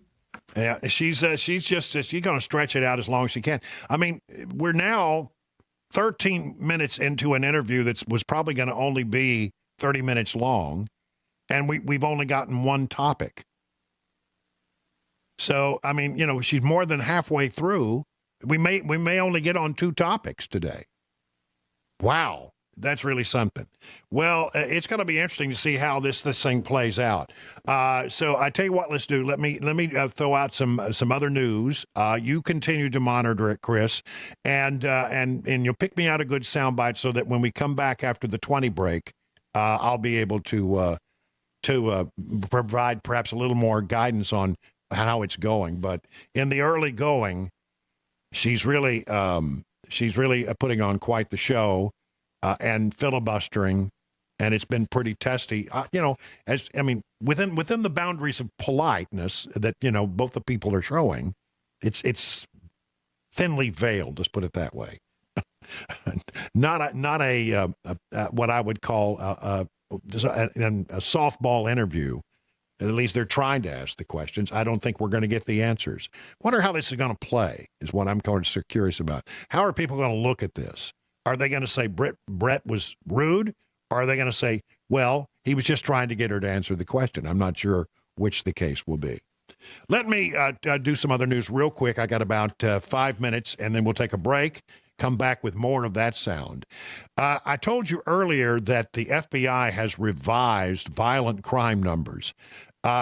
Remember when Donald Trump said during the debate that he felt like the FBI initial report that violent crime was down was not an accurate portrayal of the facts in America. And he was chastised not only by Kamala Harris in the debate, but also by David Muir, the moderator of the debate. Remember this? Crime is down all over the world except here. Crime here is up and through the roof. Despite their fraudulent statements that they made, crime in this country is through the roof. And we have a new form of crime. It's called migrant crime. And it's happening at levels that nobody thought possible. President Trump, as you know, the FBI says overall violent crime is actually coming down in this country. But excuse me, the FBI they were defrauding statements. They didn't include the worst cities. Well, the FBI quietly revised its report of lower crime in the second full year of the Biden-Harris administration to show violent crime during that year actually rose 4.5%. Now, there you have this whole thing at the debate. It became an issue. But now we know that the numbers have been. This is what they did with the economy. The same exact same thing. We said, well, we've got these economic reports that we're putting people to work, and the jobs and the unemployment rate is going down, and dramatic drops at a time when they were trying to convince the Fed with this kind of data to go ahead and do rate cuts because it'd be politically popular to have a rate cut before the election. And so they kept talking about how low unemployment was, and how fully employed Americans were under the Biden-Harris administration. Then they came back quietly a couple of months later and revised it. And it turned out it wasn't the case at all. I mean, 850,000 jobs they were wrong by. Now what they're doing is, of course, they know that if you have a crime statistic that shows that violent crime has gone up, and then you report that during an election year, it really hurts the incumbent party, the incumbent president, and the incumbent nominee. And then so very quietly now, they thought nobody would notice, they revised the crime numbers as well. What's the old saying? There are statistics, and then there are lies, and then there are damn lies, and then there are statistics. That's the old saying. And they are monkeying around with the data. Here in Nashville, incidentally, we've been having a real crime spree. WKRN put together this story, which I thought was very interesting, about crime in Nashville.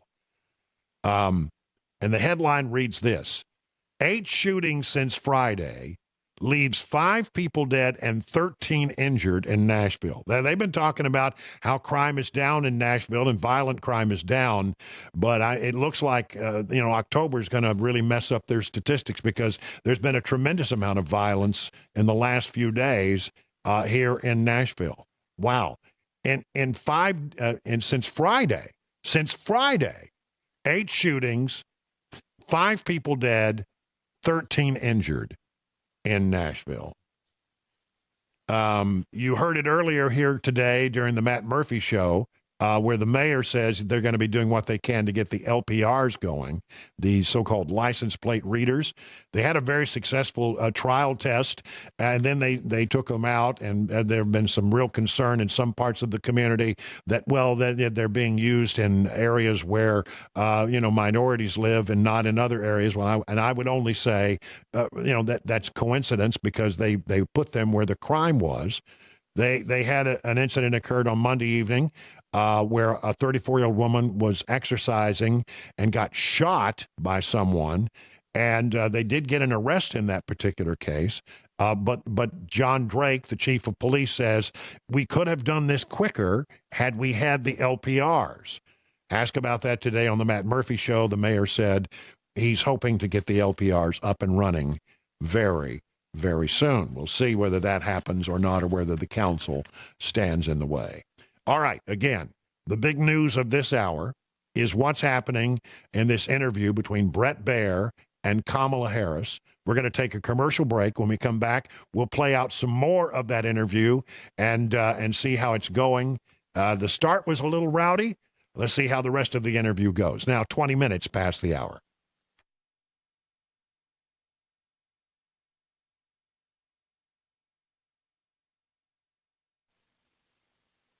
As much as we'd like it to be so, there are no pills or magic creams that you can apply.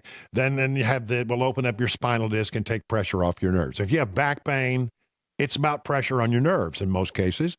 You have a couple of choices: surgery or non-invasive spinal decompression. I choose non-surgical spinal decompression at the Wellness Institute of Nashville. They have state-of-the-art facilities, and the latest high-tech equipment offers the latest non-surgical procedures. And getting better is important, so Dr. Kevin Mitchell and Dr. Ashley are offering a special half off of spinal decompression treatment and half off the KT knee machine. If you're a new patient, you will get your exam, a consultation. They'll come up with a treatment plan, and you'll get your first treatment. And that will only cost you $23. And then after that, you come back half off of the spinal decompression charge. I'm Brian Wilson, and I put my stamp of approval on the Wellness Institute of Nashville. So call them today at 615-246-5009. Learn more at painisbad.com. Did you know you're overpaying for your health and wellness products? With over 20 company-owned brands offering its members vitamins, supplements, wellness, and skincare products, you're able to save up to 70% off retail. Members Nutrition can't change your life, but we can change the way you live.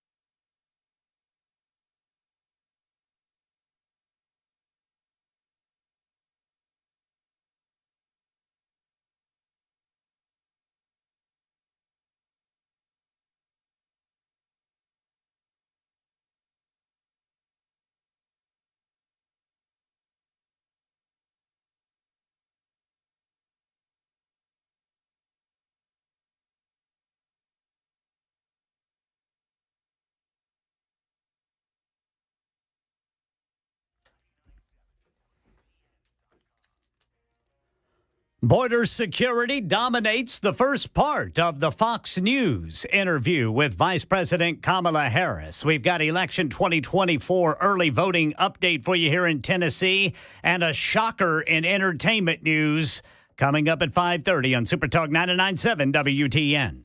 Yeah, I've been listening a little bit during the commercial break and during the news. I hope you don't mind. When we get a chance, we listen to this thing going on at Fox News, and it is something. I mean, it has been a ringtail tutor of an interview. I don't know what that means, but it's been feisty. I'll put it that way.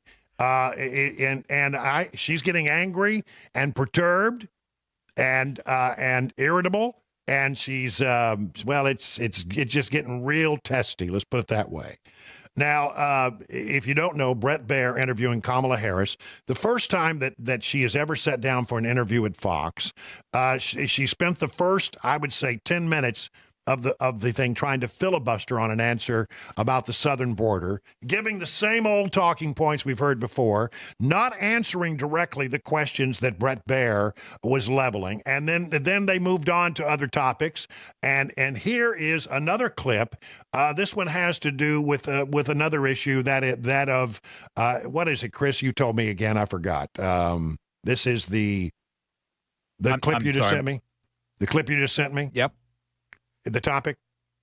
She starts out asking about the sex changes for the illegal immigrants. And illegal immigrants. Here we go. This particular one from the Trump campaign has gotten a lot of attention. Kamala supports taxpayer-funded sex changes for prisoners. Surgery. For prisoners. For prisoners. Every transgender inmate in the prison system would have access. So are you still in support of using taxpayer dollars to help prison inmates or detained illegal aliens to transition to another gender? I will follow the law, and it's a law that Donald Trump actually followed. You're probably familiar with, now it's a public report, that under Donald Trump's administration, these surgeries were available on a medical necessity basis to people in the federal prison system. And I think, frankly, that ad from the Trump campaign is a little bit of like throwing stones when you're living in a glass house. The Trump aides say that he never advocated for that prison policy and no gender transition surgeries you know what, you got to take during responsible for what happened presidency. in your administration. Yeah, no surgeries happened in this presidency. It's in so black and white. Would you still advocate for using taxpayer dollars for gender reassignment surgeries? I will follow the law, just as I think Donald Trump would say he did. You would have a say as president. Like I said, I think it's he spent $20 million on those ads, trying to create a sense of fear in the voters because he actually has no plan in this election that is about focusing on the needs of the American people. Whereas, at $20 million on that ad, on an issue that, as it relates to the biggest issues that affect the American people, it's really quite remote. And again, his policy was no different. Look at where we are, though. They say on plans for the American people, I'm offering a plan to deal with affordable housing. I'm offering a plan to deal with what we need to do to strengthen small businesses, which are the backbone of America's economy. I am offering a plan that is about taking care of young parents and giving them the support they need. My plans for the economy will strengthen the economy, as have been reviewed by 16 Nobel laureates, Goldman Sachs, Moody's, and recently the Wall Street Journal, which have all studied our plans and have indicated my plans for our economy would strengthen our economy, his would make them weaker, would ignite inflation and invite a recession by the middle of next year. Those are the facts. Why do you think more people say they trust him on the economy than they trust you? I think that when you look at an analysis of our plans for what we would do as President of the United States, it has been clear to those who study and understand how economic policy works that moving forward, because I do believe the American people are ready to turn the page on the divisiveness and the type of rhetoric that has come out of Donald Trump. People are ready to chart a new way forward, and they want a president who has a plan for the future and a plan that is sound and will strengthen our country. My plan for the economy does exactly that. His plan would be, again, to give tax cuts to billionaires and the biggest corporations in our country and blow up our deficit. Well, there you go. There's our second little clip. In the last few moments, I mean, I was watching as much as I could. It got incredibly feisty, and we will pull some more of that sound, and we'll play it for you. It's all over now. I mean, it was only 30 minutes, and it's all done. And we'll play the rest of what we could put together for you so you'll get a good sense of how that interview went right after the news with Ken Weaver. It's now 5:30 on Super Talk 99.7.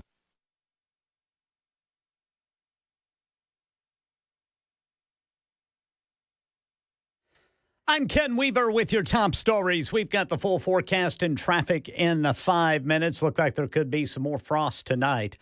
Fox News' Bret Baier asked Vice President Kamala Harris why she thinks the Border Patrol Union endorses Trump and says she is a failure on border security. You frequently talk to the Border Patrol Union for support of that bipartisan bill, and they did. They supported it. But they also just endorsed Donald Trump and said you've been, quote, a failure with border security. Why do you think they said that? I think they're frustrated, and I get it. They want support. They want support, and that's what that border security bill would have done. These guys down at the border, these men and women, they're working hard. They're working around the clock. I get it. Election 2024, early voting underway in Tennessee until October 31st. And I've seen lines taking as long as 2 hours in Hendersonville and Murfreesboro to in and out in Cheatham County.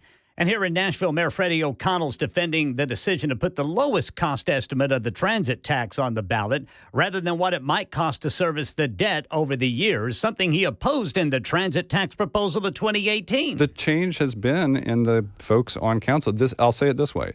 The Berry administration did not recommend that larger figure then. Mayor Cooper got all 5 council members at large to put together a letter, and I voted in support of that. And this time around, we did the same thing. We took the proposal to council. Now, the 2018 sales tax proposal was defeated by a large margin. Entertainment news. State police in Argentina confirm former One Direction star Liam Payne has died after a fall from the 3rd floor of his hotel. He was just 31 years old. That's the latest news. Traffic and weather next. I'm Ken Weaver, WTN News.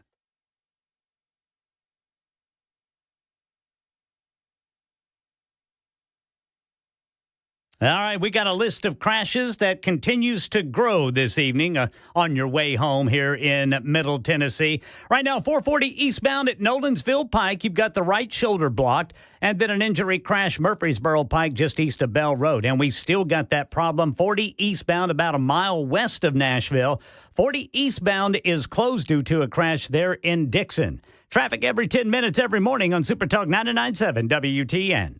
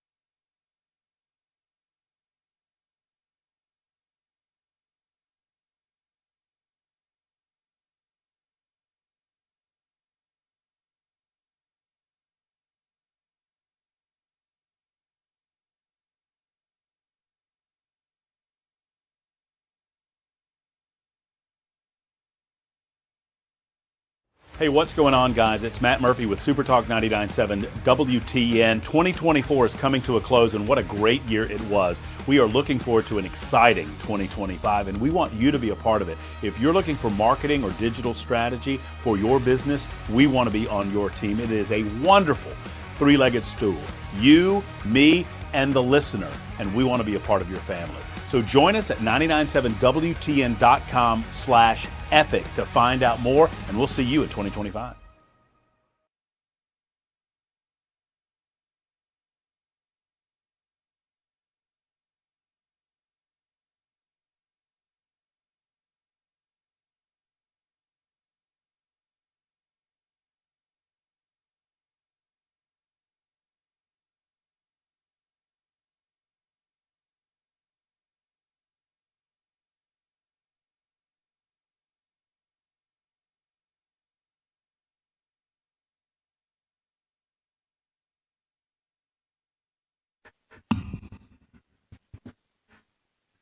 Wow, wow, wow. What a feisty interview this has been.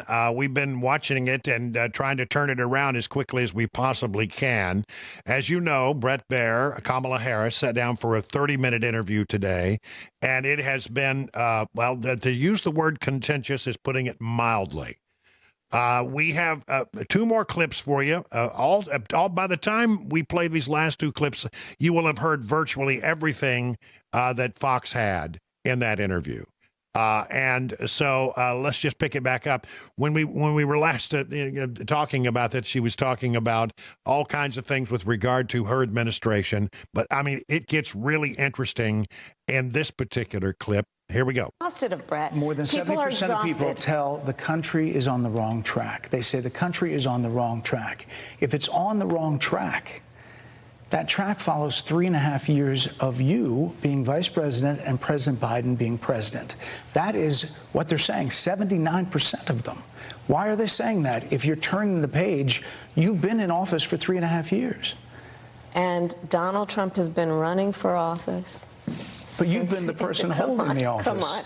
Madam You Vice and I President. both know what I'm talking about. You and I both know what I'm talking about. I actually don't. What are you talking about? What I'm talking about is that over the last decade, people have become. But listen, over the last decade, it is clear to me, and certainly the Republicans who are on stage with me, the former chief of staff to the president, Donald Trump, former defense secretaries, national security advisor, and his vice president. One, that he is unfit to serve, that he is unstable, that he is dangerous, and that people are exhausted with someone who professes to be a leader who spends full time demeaning and engaging in personal grievances and it being about him instead of the American people. People are tired of that. If that's the case, why is half the country supporting him? Why is he beating you in a lot of swing states? Why, if he's as bad as you say, that half of this country is now supporting this person who could be the 47th president of the United States? Why is that happening?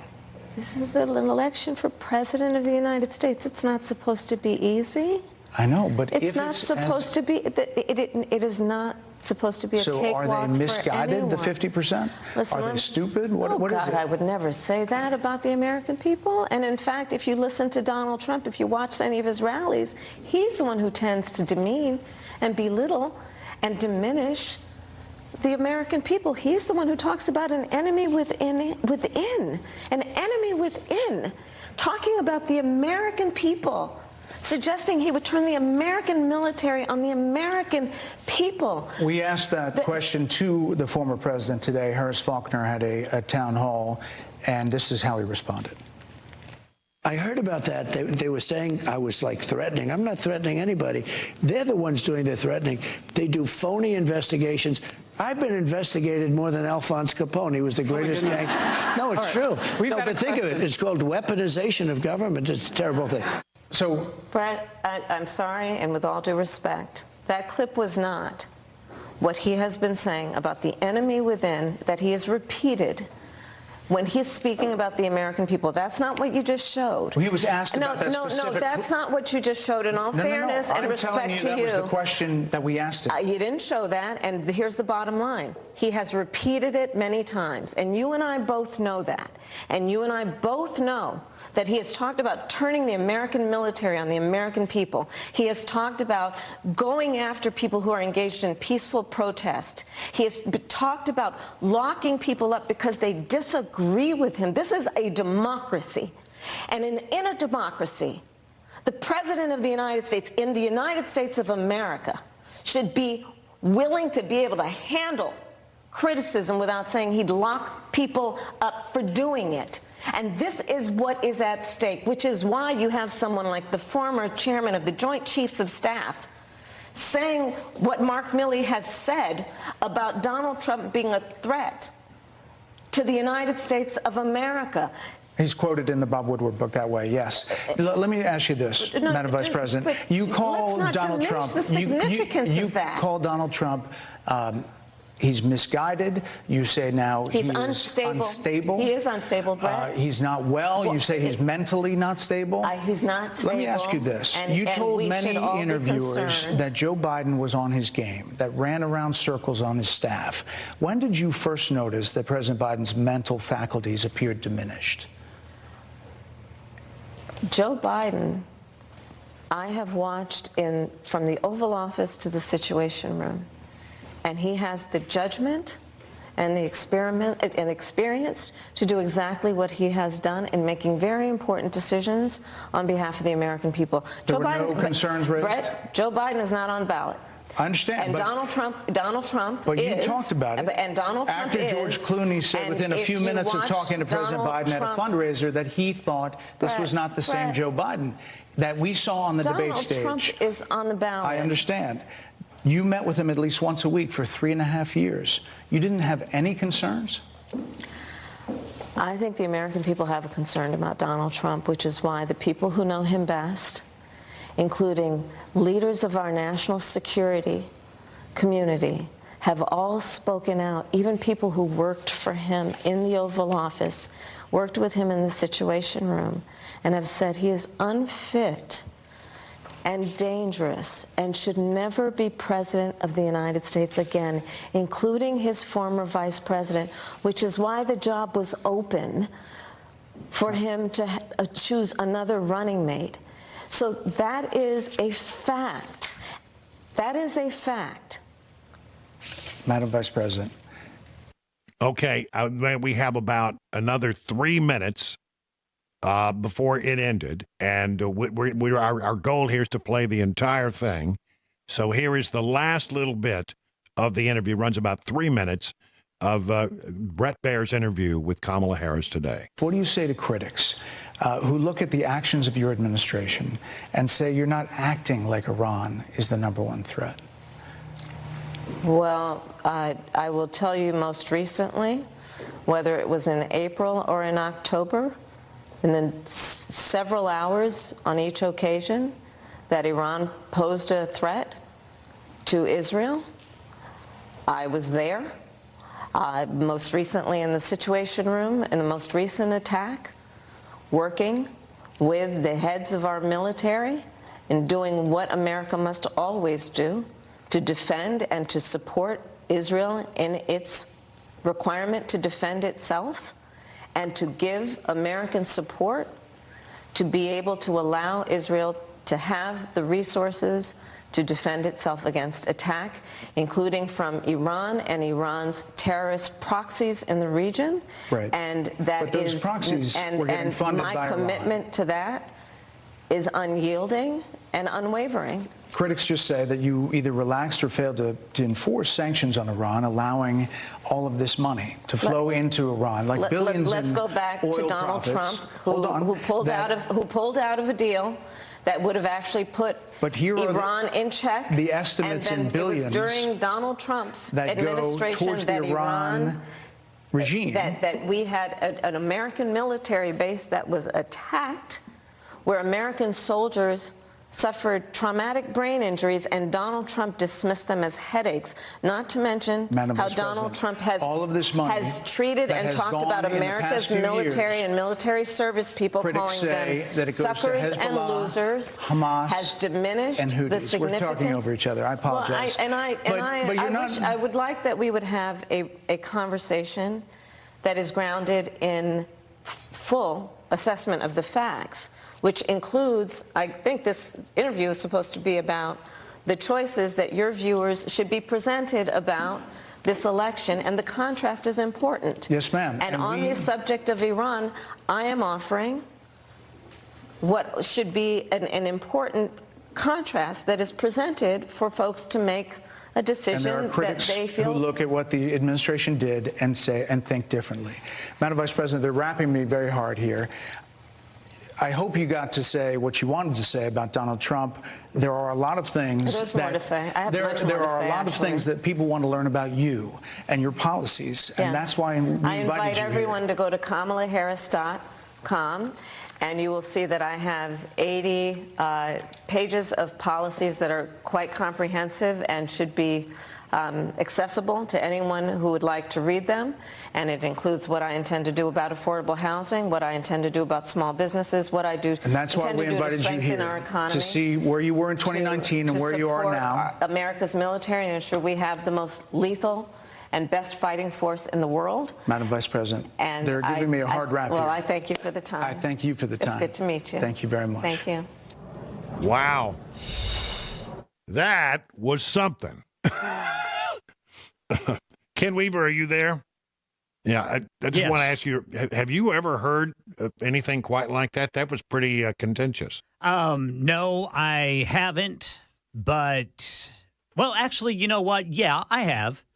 Yeah, I mean, I've heard contentious interviews like this ever since 2016, to be honest. Yeah. You know, only it has been the former president who has, you know, had to defend himself. However, I do say this. This is exactly how you described it. This is filibustering. Yeah. And there is no real answer to any of Bret Baier's questions. Yeah, she never, I mean, it was 30 minutes where he asked questions and never got a straight answer to any of the questions that he asked. No. And in fact, you know, I was struck by, you know, the question about the Border Patrol Union, which says she is a failure. Why does she think that? And all she can come up is that they're frustrated. And I wish Bret would have come back with, why do you think they're frustrated? Could it be, and then come back with something along the fact that there may be 9 million illegal immigrants in this country and we don't know where they're at? Mm-hmm. Or do we know where about 300,000 minor illegal immigrants are? That's right. Yeah. Well, this was, as they say, sometimes in interviews you get light and sometimes you get heat. Right. This was a lot of heat. Yes. I don't think we learned a new fact today because she relied on her old talking points, which my personal belief, and I'll just, you know, I wouldn't ask you to sign on to this opinion, but my opinion is her talking points are deceptive at times, especially when it comes to the border. Well, yes. She keeps talking about, well, you know, the first thing we did was lay down this bill. It never got picked up by anybody in the House or Senate. Right. And she had no response to Bret Baier pointing out that this bill would have allowed 1.8 million illegal immigrants into the country even after that bill is signed into law. So, she never addresses that. That's right. Well, that was a really interesting 30 minutes on Super Talk 99.7 and Fox. You know, they just blew out all the commercials and got every bit tried to wring everything they could out of it. I think it's informative in that I think people will make a lot of decisions about whether they think it was Kamala Harris who was rude or whether it was It was Brett Baer who's rude. And in my estimation, Brett was just simply trying to get her off the talking points. Yes. And never really succeeded because she just was going to say what she wanted to say and had real no interest in answering any of the questions that he brought forward. I will say this. She had the same look on her face as she did when being interviewed by Bill Whitaker. Yeah. She doesn't like to be challenged. She does not. No. And she did bring up, I'm sure you heard in one more where she says, can I finish speaking? Yeah, she did that several times. You want to say, well, Madam Vice President, you have been speaking, but you're not answering the question. Well, that was the proper thing. Yeah, you're right. Well, but but I agree with you. He was courteous to a fault. I believe he was courteous. Yeah. There's no winning in a situation like that. No. But I think the end result of this interview will be that people will think she was being evasive. I think that's the ultimate thing. And can I ask you this? Would she only go on for a half hour? Is this all she would give them? That's right. 30 minutes. Yeah, see, and what does the former president do? He'll go for hours. Yep. He's there to the cows and come I home. think that's sometimes what you people wish he'd will wrap it up. Yeah. And he's still going like the Energizer Bunny. All right, 51 minutes past the hour of 5 o'clock.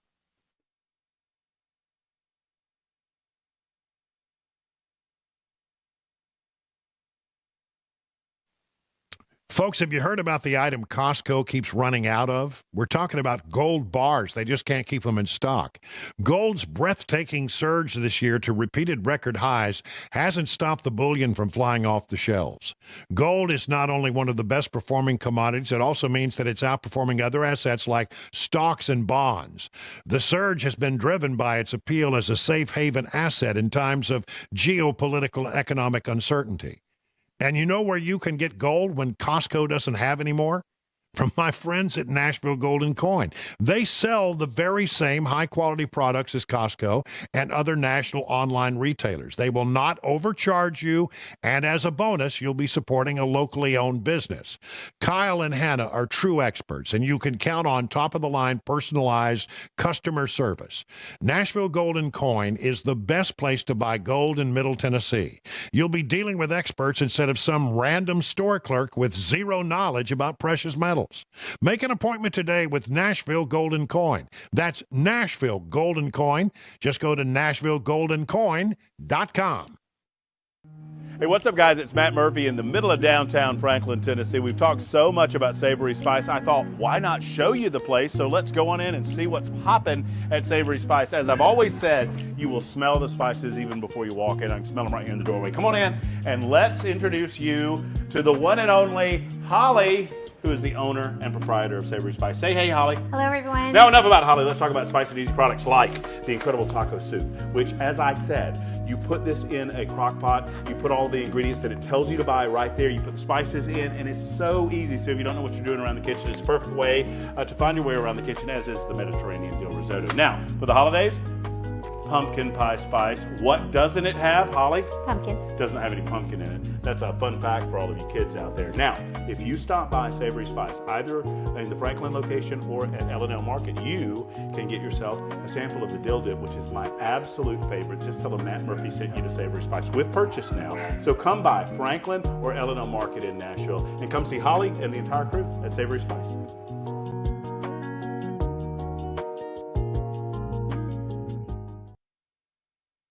Hey, what's up? It's Chris Hand from 99.7 WTN. If you're thinking about advertising this year in 2025 and beyond, you have to combine the power of radio with the power of digital. We do it here flawlessly, and our sales team can hook you up with a package tailored to your exact needs. So if you want to advertise, advertise with me. Advertise with 99.7 WTN. Go to the website for more info, 997wtn.com/epic.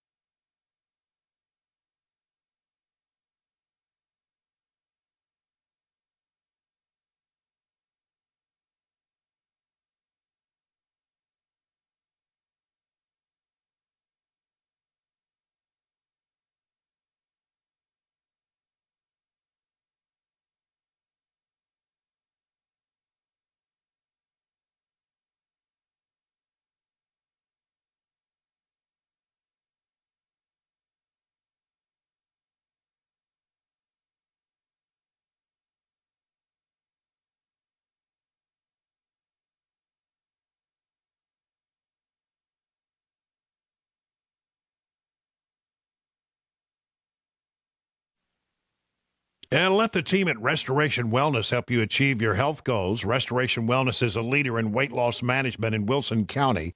Call the Restoration Wellness team today at 615-470-8124 or visit them at their website, restorationwellnessmedspa.com, to book a consultation. My friends Carly and Jamie will take good care of you like you're one of their own. You can be part of the more than 1,000 patients who've already seen life-changing results from the weight loss management program there. You can gain your confidence back. You know, weight loss can increase your energy levels, improve your quality of sleep, and enhance your overall health. Customizable treatment plans are available. Restoration Wellness considers your unique needs, your lifestyle, and your goals. So whether your goal is to lose stubborn body fat or improve your overall health, Restoration Wellness has a solution for you. And I can tell you, it is working for me.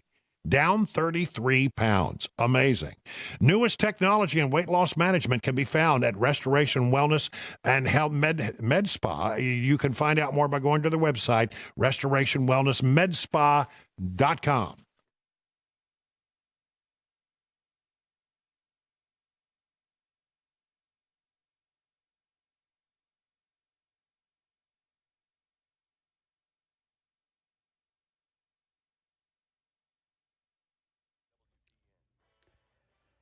I'm Ken Weaver with your top stories. Looks like we've got another frost on the way tonight. Full forecasted traffic in 5 minutes. Here's another 32 seconds of the Fox News interview, which Vice President Kamala Harris sat down with Bret Baier. Decriminalizing border crossings, like you said in 2019. I do not believe in decriminalizing border crossings, and I've not done that as vice president. I will not do that as president. So these are evolutions that you've had. But let's be very clear. I'm the only person who's running for president who has prosecuted transnational criminal organizations, from the Sinaloa cartel to the Guadalajara cartel to people who have trafficked in guns, drugs, and human beings. I have spent a significant part of my career. Throughout the 30-minute interview, Bret Baier has to try to stop the vice president from filibustering, tries to get her back on point, and tries to get her to answer the questions. Metro Police Chief John Drake says the arrest of a man after the attack and murder of a jogger in Antioch highlights the need for license plate reader cameras. Drake says it could have happened faster. Mayor Freddie O'Connell tells WTN's Matt Murphy Show he agrees with Chief Drake. Our office is still working closely with MMPD to make sure we get a good, responsible implementation, and it will have to go back before the Metro Council. O'Connell says a new proposal could be submitted by the end of the year. By the way, 29-year-old Paul Park was arrested after the attack and murder of jogger Alyssa Lokitz with the help of someone's dash cam. His first court appearance is scheduled for tomorrow. And tonight, local runners plan to honor the murder victim. The memorial run is scheduled for 6:30 tonight at Fleet Feet, Hendersonville. There will be a moment of silence followed by a group run in honor of Alyssa Lokitz's life, as well as other women who have died while on a run. That's the latest news. Traffic and weather next. I'm Ken Weaver, WTN News.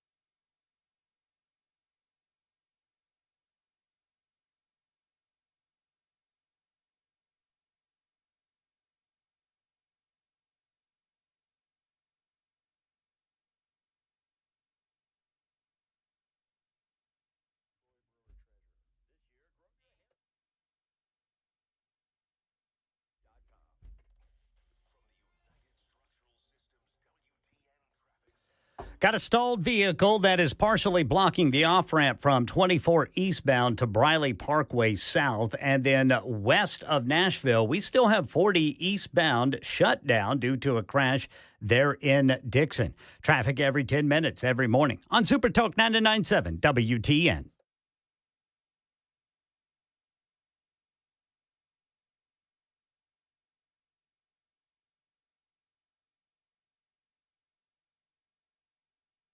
Did you know you're overpaying for your health and wellness products?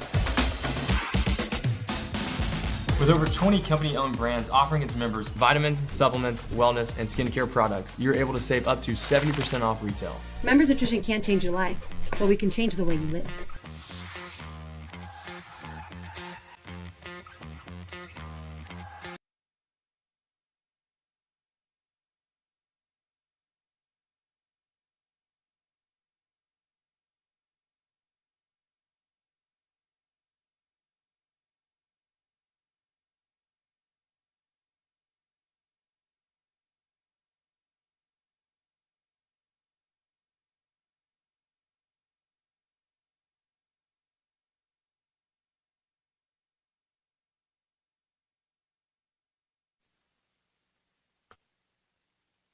Good evening, everyone. 7 minutes now past the hour of 6 o'clock on Super Talk 99.7. Boy, what an interesting day this has been.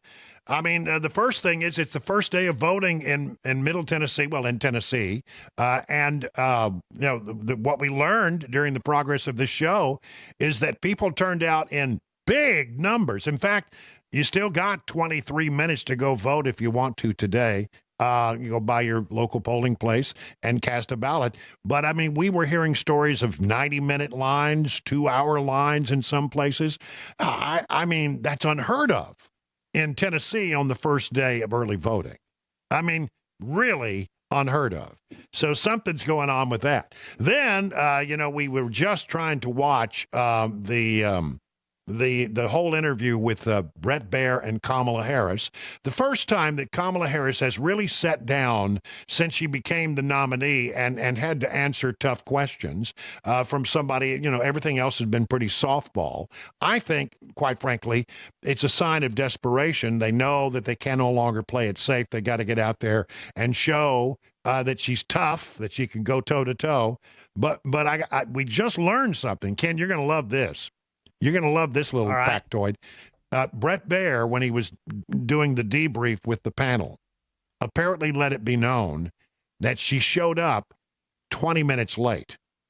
Now, that may not sound like a big deal to you, but let me help you understand the logistics of what was going on there. Yes. They were promised a 30-minute interview. Mm-hmm. And basically what they were going to do is they were just barely going to have time to flip the tape around, and they were going to play it all out just like it went down. They weren't going to edit it, but they were going to just take the raw tape and play it out on air at the top of what would be their 6 o'clock hour, our 5 o'clock hour. If you were late arriving on the scene, that means that you are putting real pressure on to if number one, make it a shorter interview, right? Or but to not allow the broadcast to make it's open.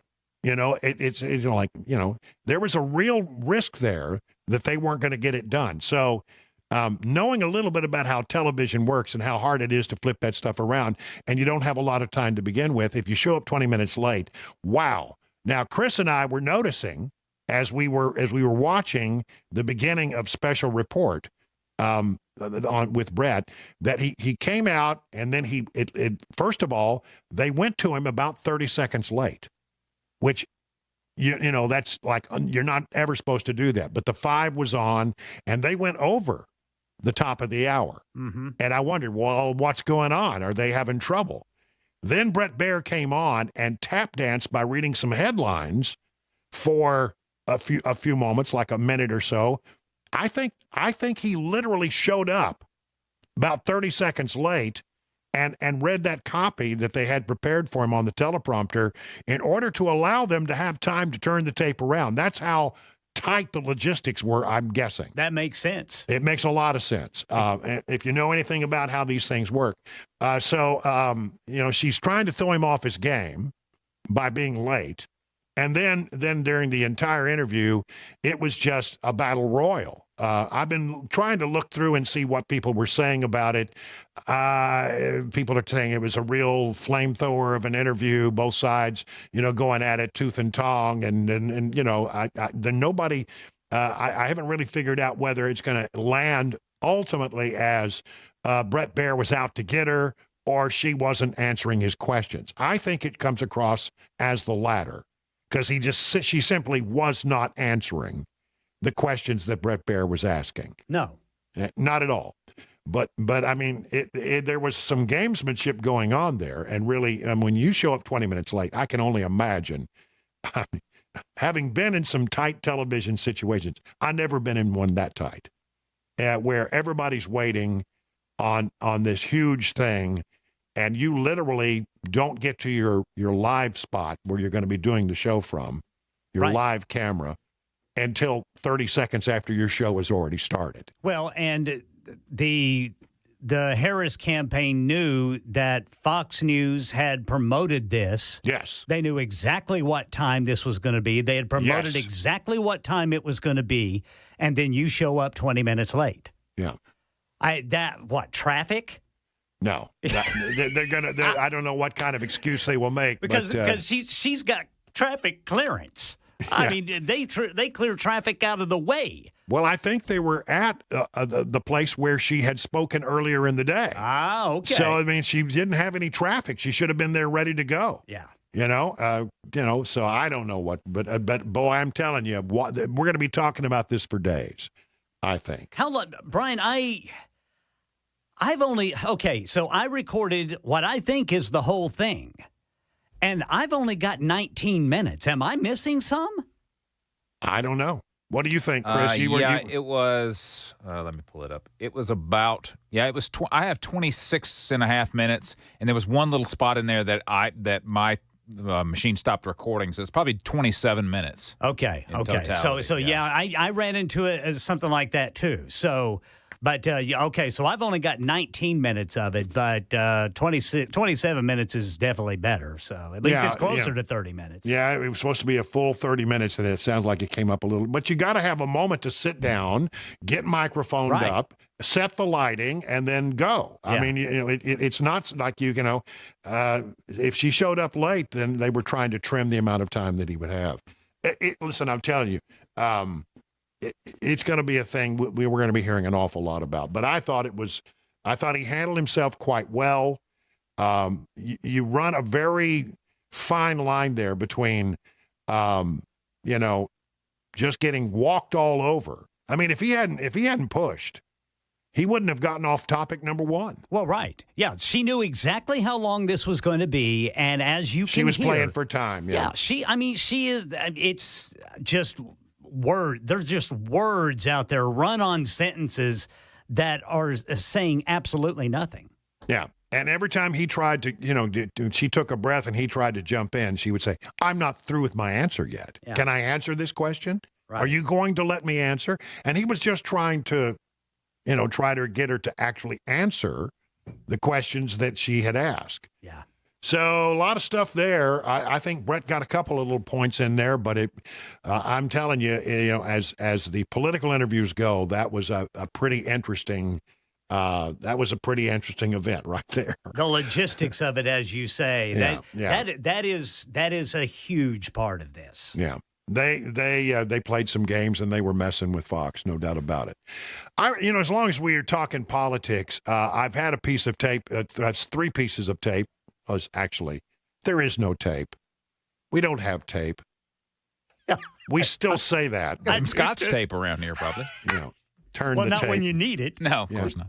No. I mean, I have some Scotch tape, but that's about. But it's all done with zeros and ones now. But Ted Cruz had a big debate against Colin Allred, who's his opponent in the Senate race in Texas. Now, I grew up in Texas. I know a lot about Texas politics, And every time in, the last 3 or 4 elections, people have said, well, this is the one. This is the one. This is where it's going to get interesting. We're gonna see Texas go blue. And there have been some troubling polls out there. The last time that Ted Cruz ran for re-election, he went against Beto O'Rourke. That was 6 years ago. And everybody said, Beto's going to get him. Beto's going to get him. Beto didn't get him. And in fact, Ted Cruz was easily reelected.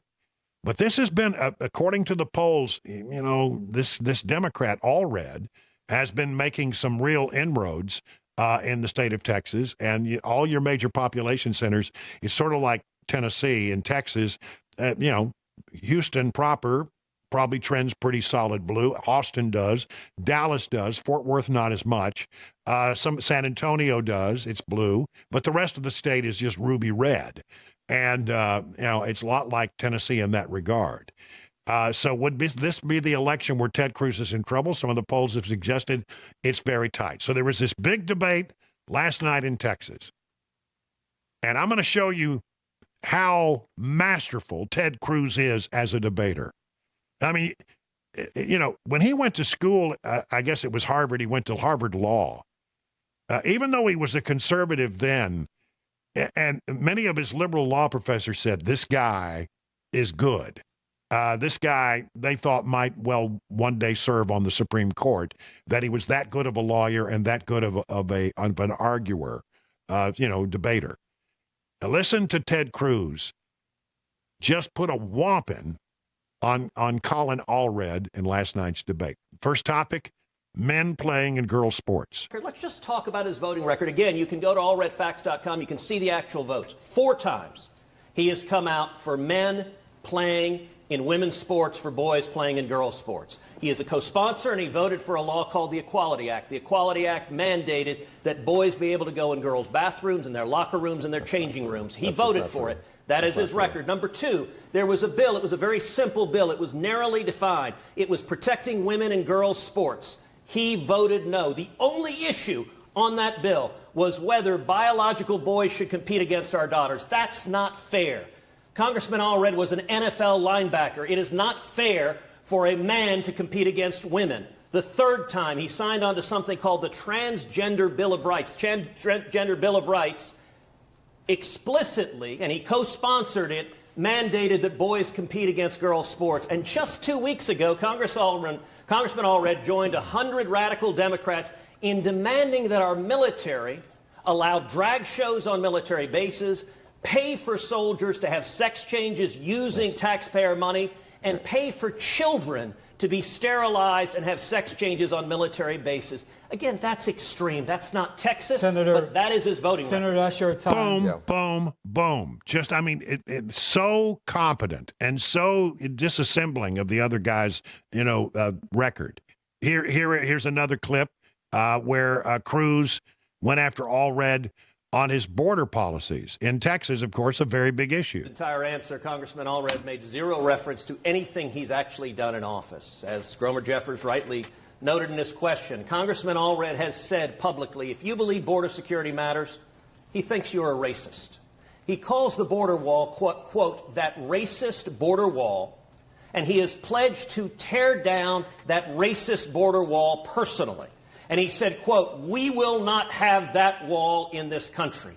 And by the way, that's been his consistent voting record. He's voted against the border wall not once, not twice, but 3 times. Every single time there's a serious measure in the House to secure the border, Colin Allred votes no. Look, it's a pattern we've seen actually at the presidential level, because it's what Kamala Harris does as well. And understand at home, Colin Allred is Kamala Harris. Their records are the same. I've served with both of them. They voted in favor of open borders over and over and over again, and now they are desperately trying to hide that from the voters. Now, at the end, Congressman Allred said, well, gosh, Cruz hasn't done anything on that. Well, let's talk about my record. When Donald Trump was president, I worked hand in hand with President Trump to secure the border, and we achieved incredible success. We produced the lowest rate of illegal immigration in 45 years. That's what Joe Biden and Kamala Harris inherited. It's what Colin Allred inherited. And they deliberately broke it and opened the border. and Texas is paying the price. Well, there you go. I mean, I think he's really one of the most masterful debaters in all of politics today. And look, I've seen a little movement. It looks like the gap between Allred and Cruz is opening up a little bit. Cruz pulling ahead. And if this debate, which was widely watched in the state of Texas, is any indication, I think he'll be doing quite well on Election Day. Quite frankly, I'm pretty sure that Republicans are going to win back the Senate. It seems pretty certain that they will. But if somehow Allred was able to pick off Ted Cruz, that would put some questions into it. And so we have a vested interest in watching the Texas senatorial race because Republicans definitely want to try to take back the Senate. And if Ted Cruz were to be defeated somehow, that would put that in question. It is now 21 minutes past the hour of 6 o'clock on Super Talk.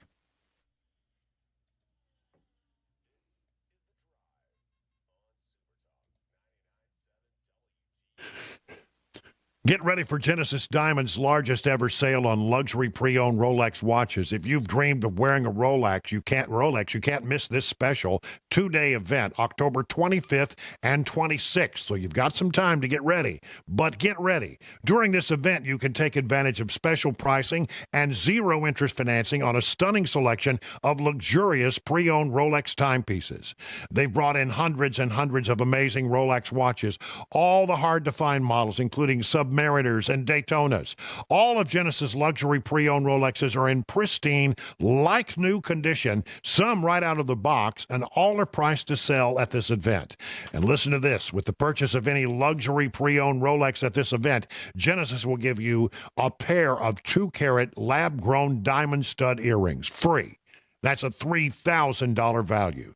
Also, if you currently own a Rolex, Genesis pre-owned Rolex buyers will be on site for you to trade in or sell your timepiece. You'll receive very high dollar. Come see the largest selection of luxury pre-owned Rolex watches in the state and take advantage of special financing. Also get a free pair of 2-carat lab-grown diamond stud earrings free. That's October 25th and 26th only at Genesis Diamonds in Green Hills and Cool Springs. The Guaranteed Offer is the easiest way to sell your home. It's really simple. We bring you an all-cash offer. You close in as little as 21 days. No home inspections, no lockboxes, no open houses. Go to markspain.com to get a Guaranteed Offer and start packing.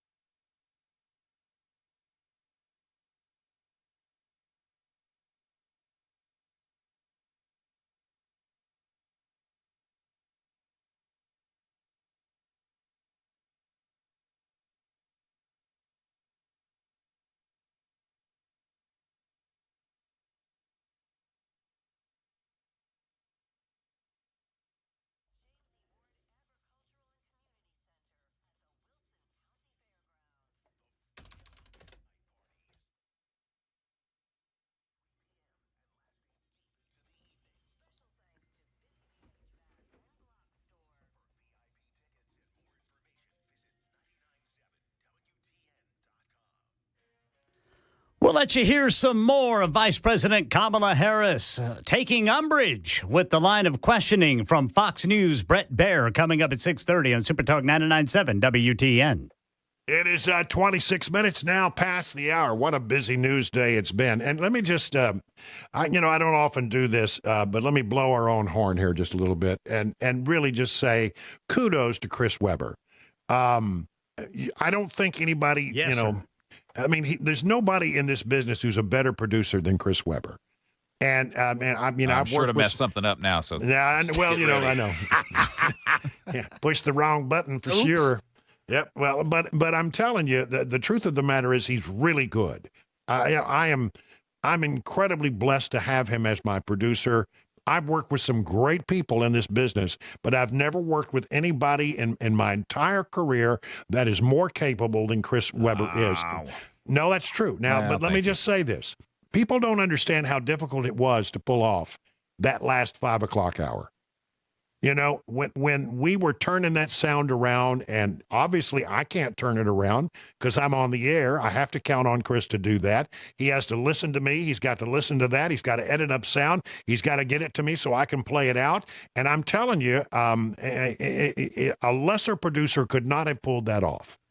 Well, I appreciate that, Brian. That's I'm very serious. nice. I doubted myself there for a few minutes. But It was. I think I got most of it in there. Yeah, but you think that Brett Baier was under pressure? Yeah. Yeah, and Chris he's never animated. No. I've never seen Chris Webber animate. Oh, you should just hear what I'm muttering under my breath sometimes. Yeah, wait.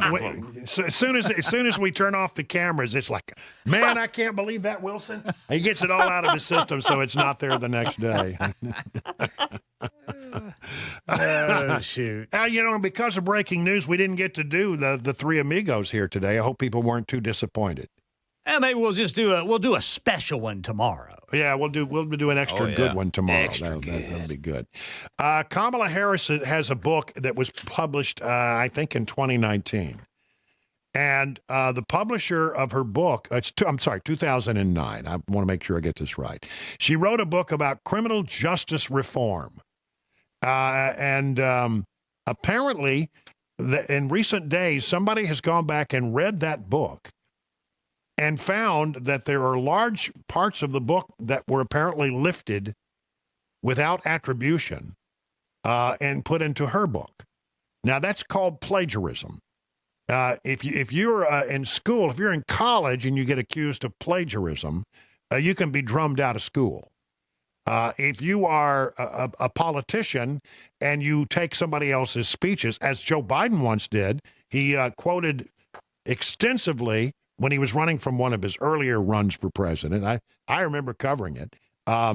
He took long stretches of a speech that was done by a British politician, I think by the name of Neil Kinnock, if memory serves me correct. And he used it as his own, and he never attributed. All you got to do is say, as Neil Kinnock once said, and then you can then use the language. But if you don't say that, you're basically letting people think that these are your words, and it's plagiarism. He washed out as a presidential candidate because of plagiarism in an earlier run for the presidency.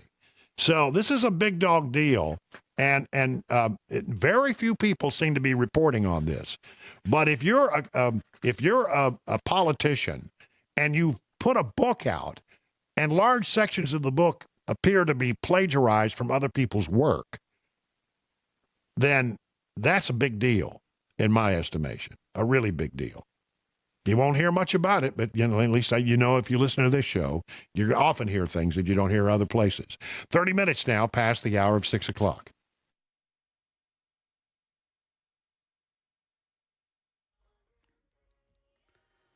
.30 on the dot. I'm Ken Weaver with your top stories. Understand we've got another frost on the way tonight. Full forecast, traffic updates in 5 minutes. And about an hour ago on Fox News, Vice President Kamala Harris wrapped up her interview with Special Reports' Brett Baier, and she didn't seem to appreciate this line of questioning. The Trump aides say that he never advocated for that prison policy and no gender transition surgeries you know what? You got to take responsible for what happened presidency. in your administration. Yeah, no surgeries happened in his presidency. It's in black and white. Would you still advocate for using taxpayer dollars for gender reassignment surgeries? I will follow the law, just as I think Donald Trump would say he did. you would have a say as president. Like I said, I think he spent $20 million on those ads. Harris also attempted to separate herself from the policies under current President Joe Biden. Election 2024 early voting underway in Tennessee through October 31st, and we're hearing from listeners who say their time in line ranged from as short as in and out in Cheatham County to wait as long as 2 hours in places like Murfreesboro and Hendersonville. And Nashville Mayor Freddie O'Connell came on WTN's Matt Murphy show today, pushed back when asked about the critics who say there's a lack of transparency with the transit tax cost, more than twice the $3.1 billion, which voters will see on the ballot. So you're saying the lack of transparency on this piece of legislation that we'll be voting on November 5th is the fault of the Metro Council, not you. I would not call it a lack of transparency. I would say in both cases, in 2018 and this year, the overall recommendation was to comply fully with the IMPROVE Act and the legal requirements for ballot language, take it to the Metro Council who get to approve it. In 2018, they made one decision. 2024, they made a different. And in Money News, Sherry Preston. Better than expected profit reports helped markets make up losses from Tuesday, with blue chip stocks leading a rebound. The Dow added 337, the S&P gained 27, and the Nasdaq inched up 51. That's the latest news. Traffic and weather next. I'm Ken Weaver, WTN News.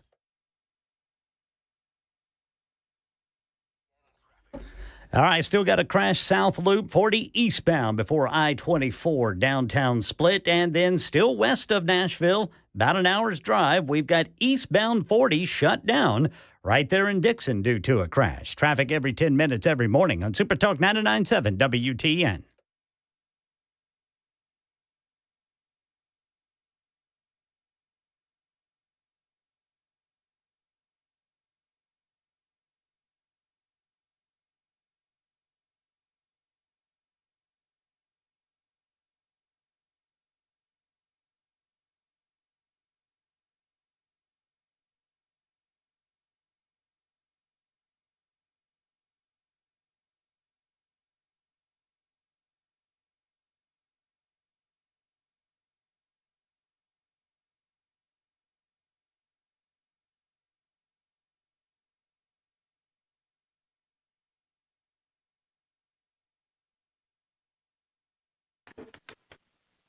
You know, if you're in the market for a pole barn, the two brothers that run Stoltz Co. are the two guys you need to talk to. Known for exceptional quality, craftsmanship, and fair prices, they can build your new pole barn to your specifications with your needs in mind, and that is the Stoltz Co. difference. And here's a question from the brothers at Stoltz Co. Do you own some land? Are you doing anything with it? Are you developing the land in any way? Why don't you build something on it and make an investment in your other investment, the land? Make it worth more. Well, listen, maybe you want to think about building a barn dominium. Think about it. It could be a place where you end up retiring, or it could be a summer place where you go on the weekends to get away from the nitty-gritty city and, sort of breathe some fresh air. That'd be a good thing. Pole barns can be used for a whole lot of things. Garages, tools, equestrian. It could be you could even build an event space. Think about that. Place to hang out on the weekends, whatever. Listen, just do me a favor. Go to their website, stoltzco.com, STOLTZCO, stoltzco.com, and take a look at some of the things they've done for other people. And then you're going to go, the light bulbs are going to go off. You're going to go, that's what I need. I need me some of that. Then give them a call, 615-622-5992. Stoltzco.com. That's stoltzco.com.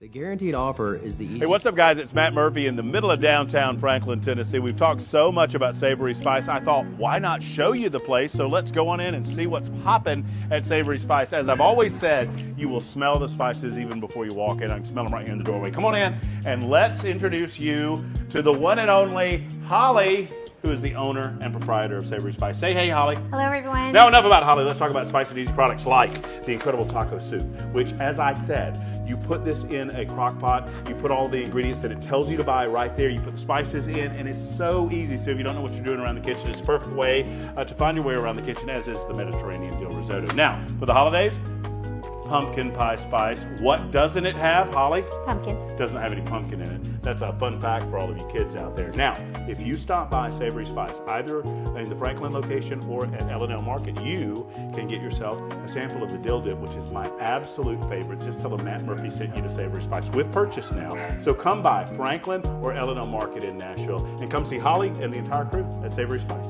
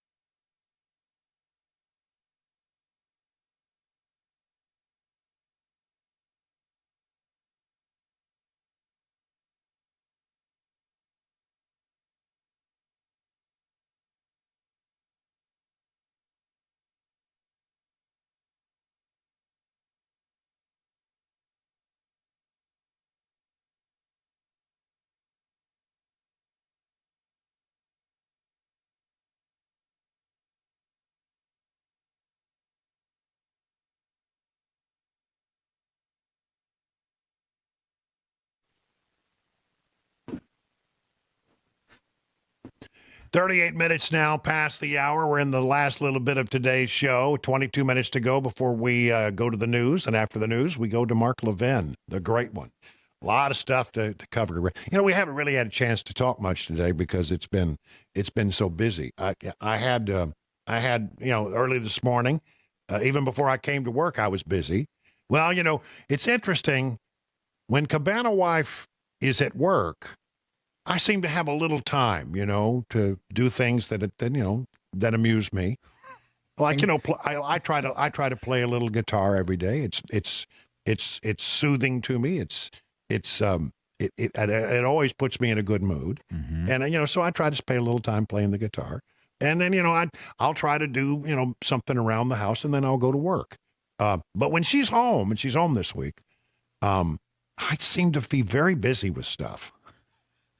So we got up and went to vote today, and early this morning, first thing, and apparently a lot of people in Tennessee did the same thing, from what I'm hearing. And then come home, and I'm trying to get to.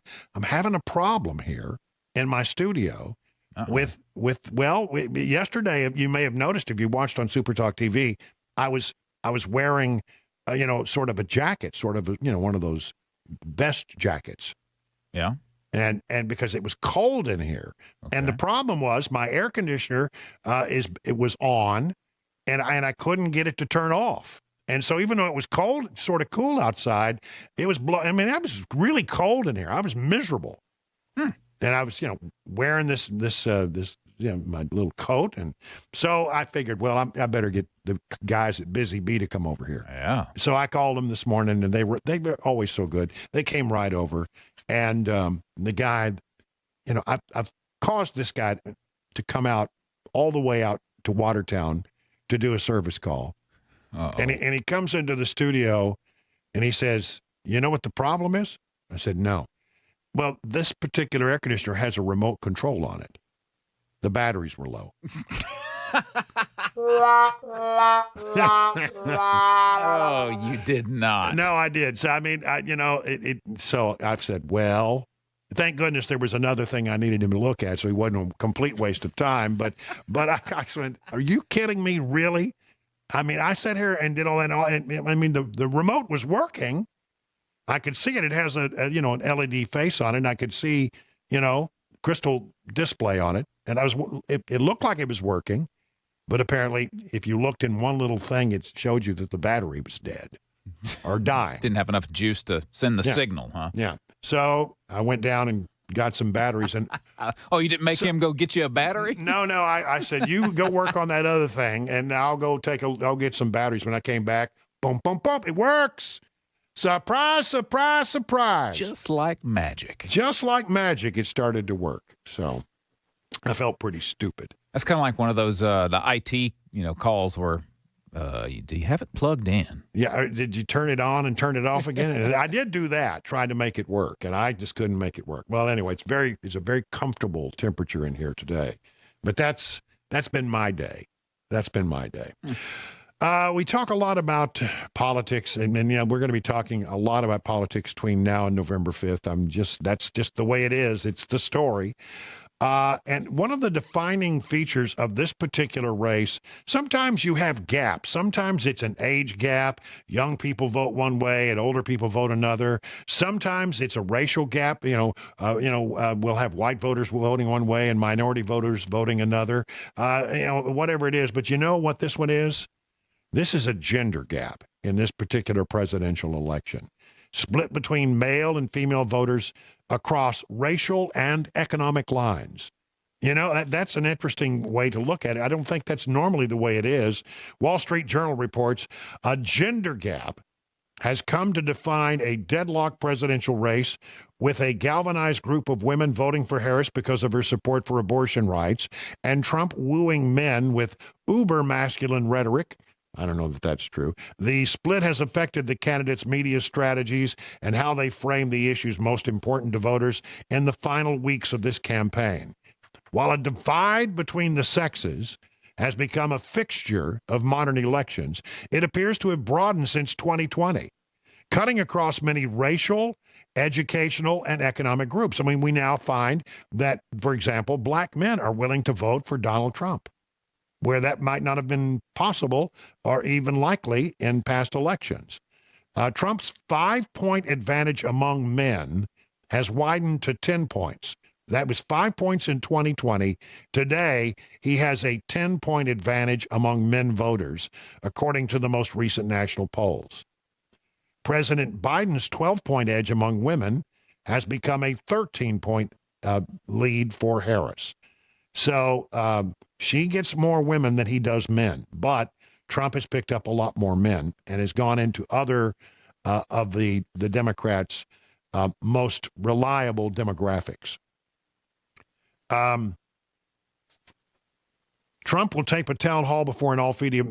That happened today. Polls show little evidence that such overtures are working. In fact, with black and Latino men moving toward Trump, the polls suggest that America is becoming a little less divided politically by race and more divided by gender. I think men are very heavily economy focused, said David Lee, lead pollster for the Trump MAGA organization, Pro-Trump MAGA Inc. It has to do with the economy and inflation. While women also care about the economy, abortion weighs equally heavy as an issue in their voting calculations. In a recent Wall Street Journal poll, of the 7 battleground states, 27% of women, but 8% of men listed abortion as the top issue motivating their vote for president.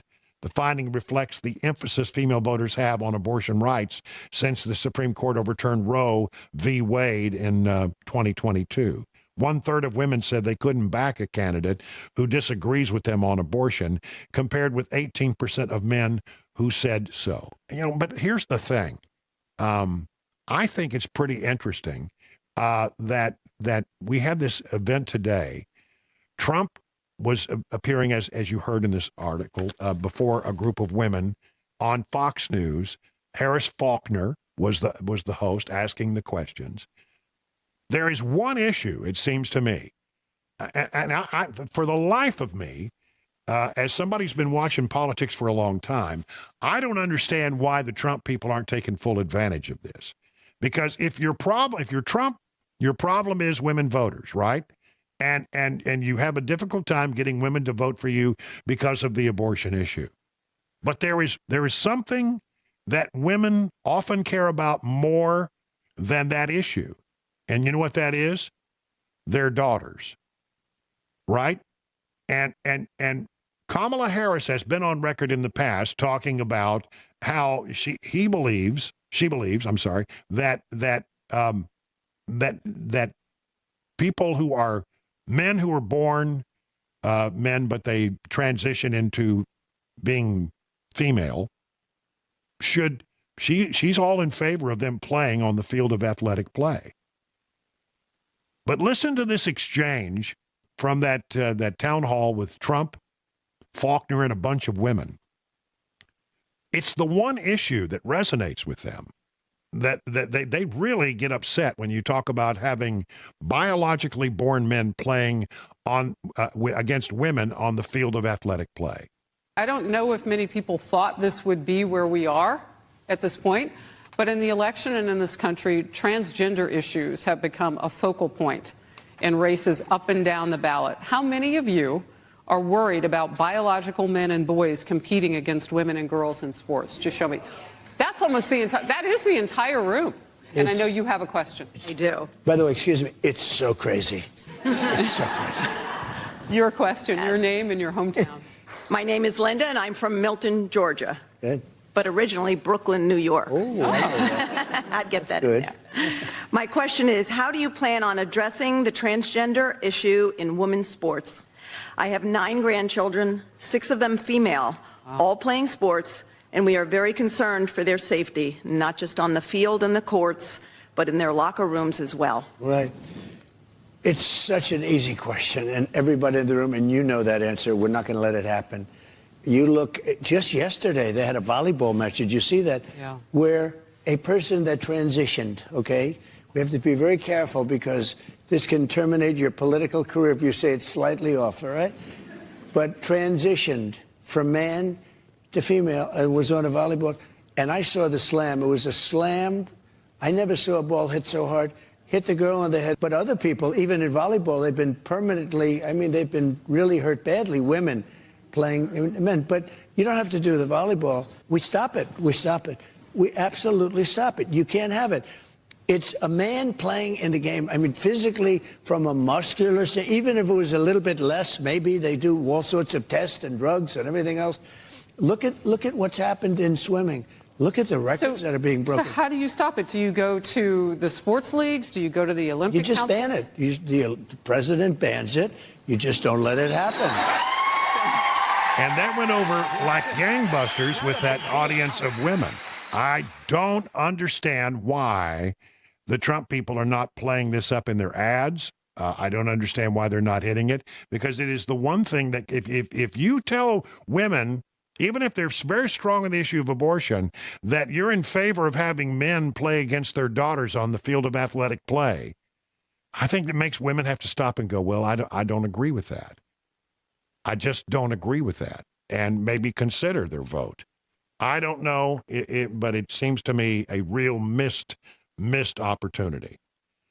Very, very quickly, with the time running down, I just want to read a little bit from this story from justthenews.com.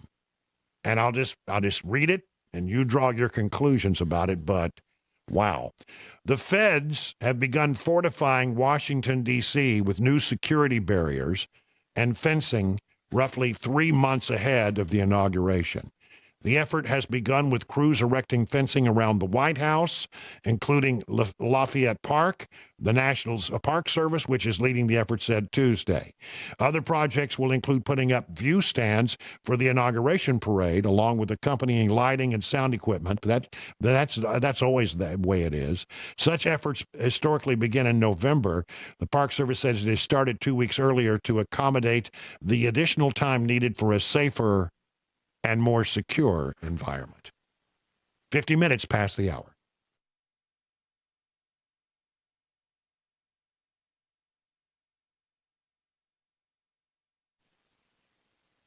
Probably the number one question I get from listeners is, how can I get in the conservative fight? Well, it's critical to know where your dollars are going. Most credit cards are funneling millions to the left, but now you have a choice. Coin is America's conservative credit card. You can earn cash back while fighting the liberal agenda. Now at coin.com. Now that's spelled unusually. Let me make sure you know it. COIGN.com. Coin, the G is silent.com. Terms apply. Go to coin.com/disclosures for full details. Did you know you're overpaying for your health and wellness products? With over 20 company-owned brands offering its members vitamins, supplements, wellness, and skincare products, you're able to save up to 70% off retail. Members Nutrition can't change your life, but we can change the way you live.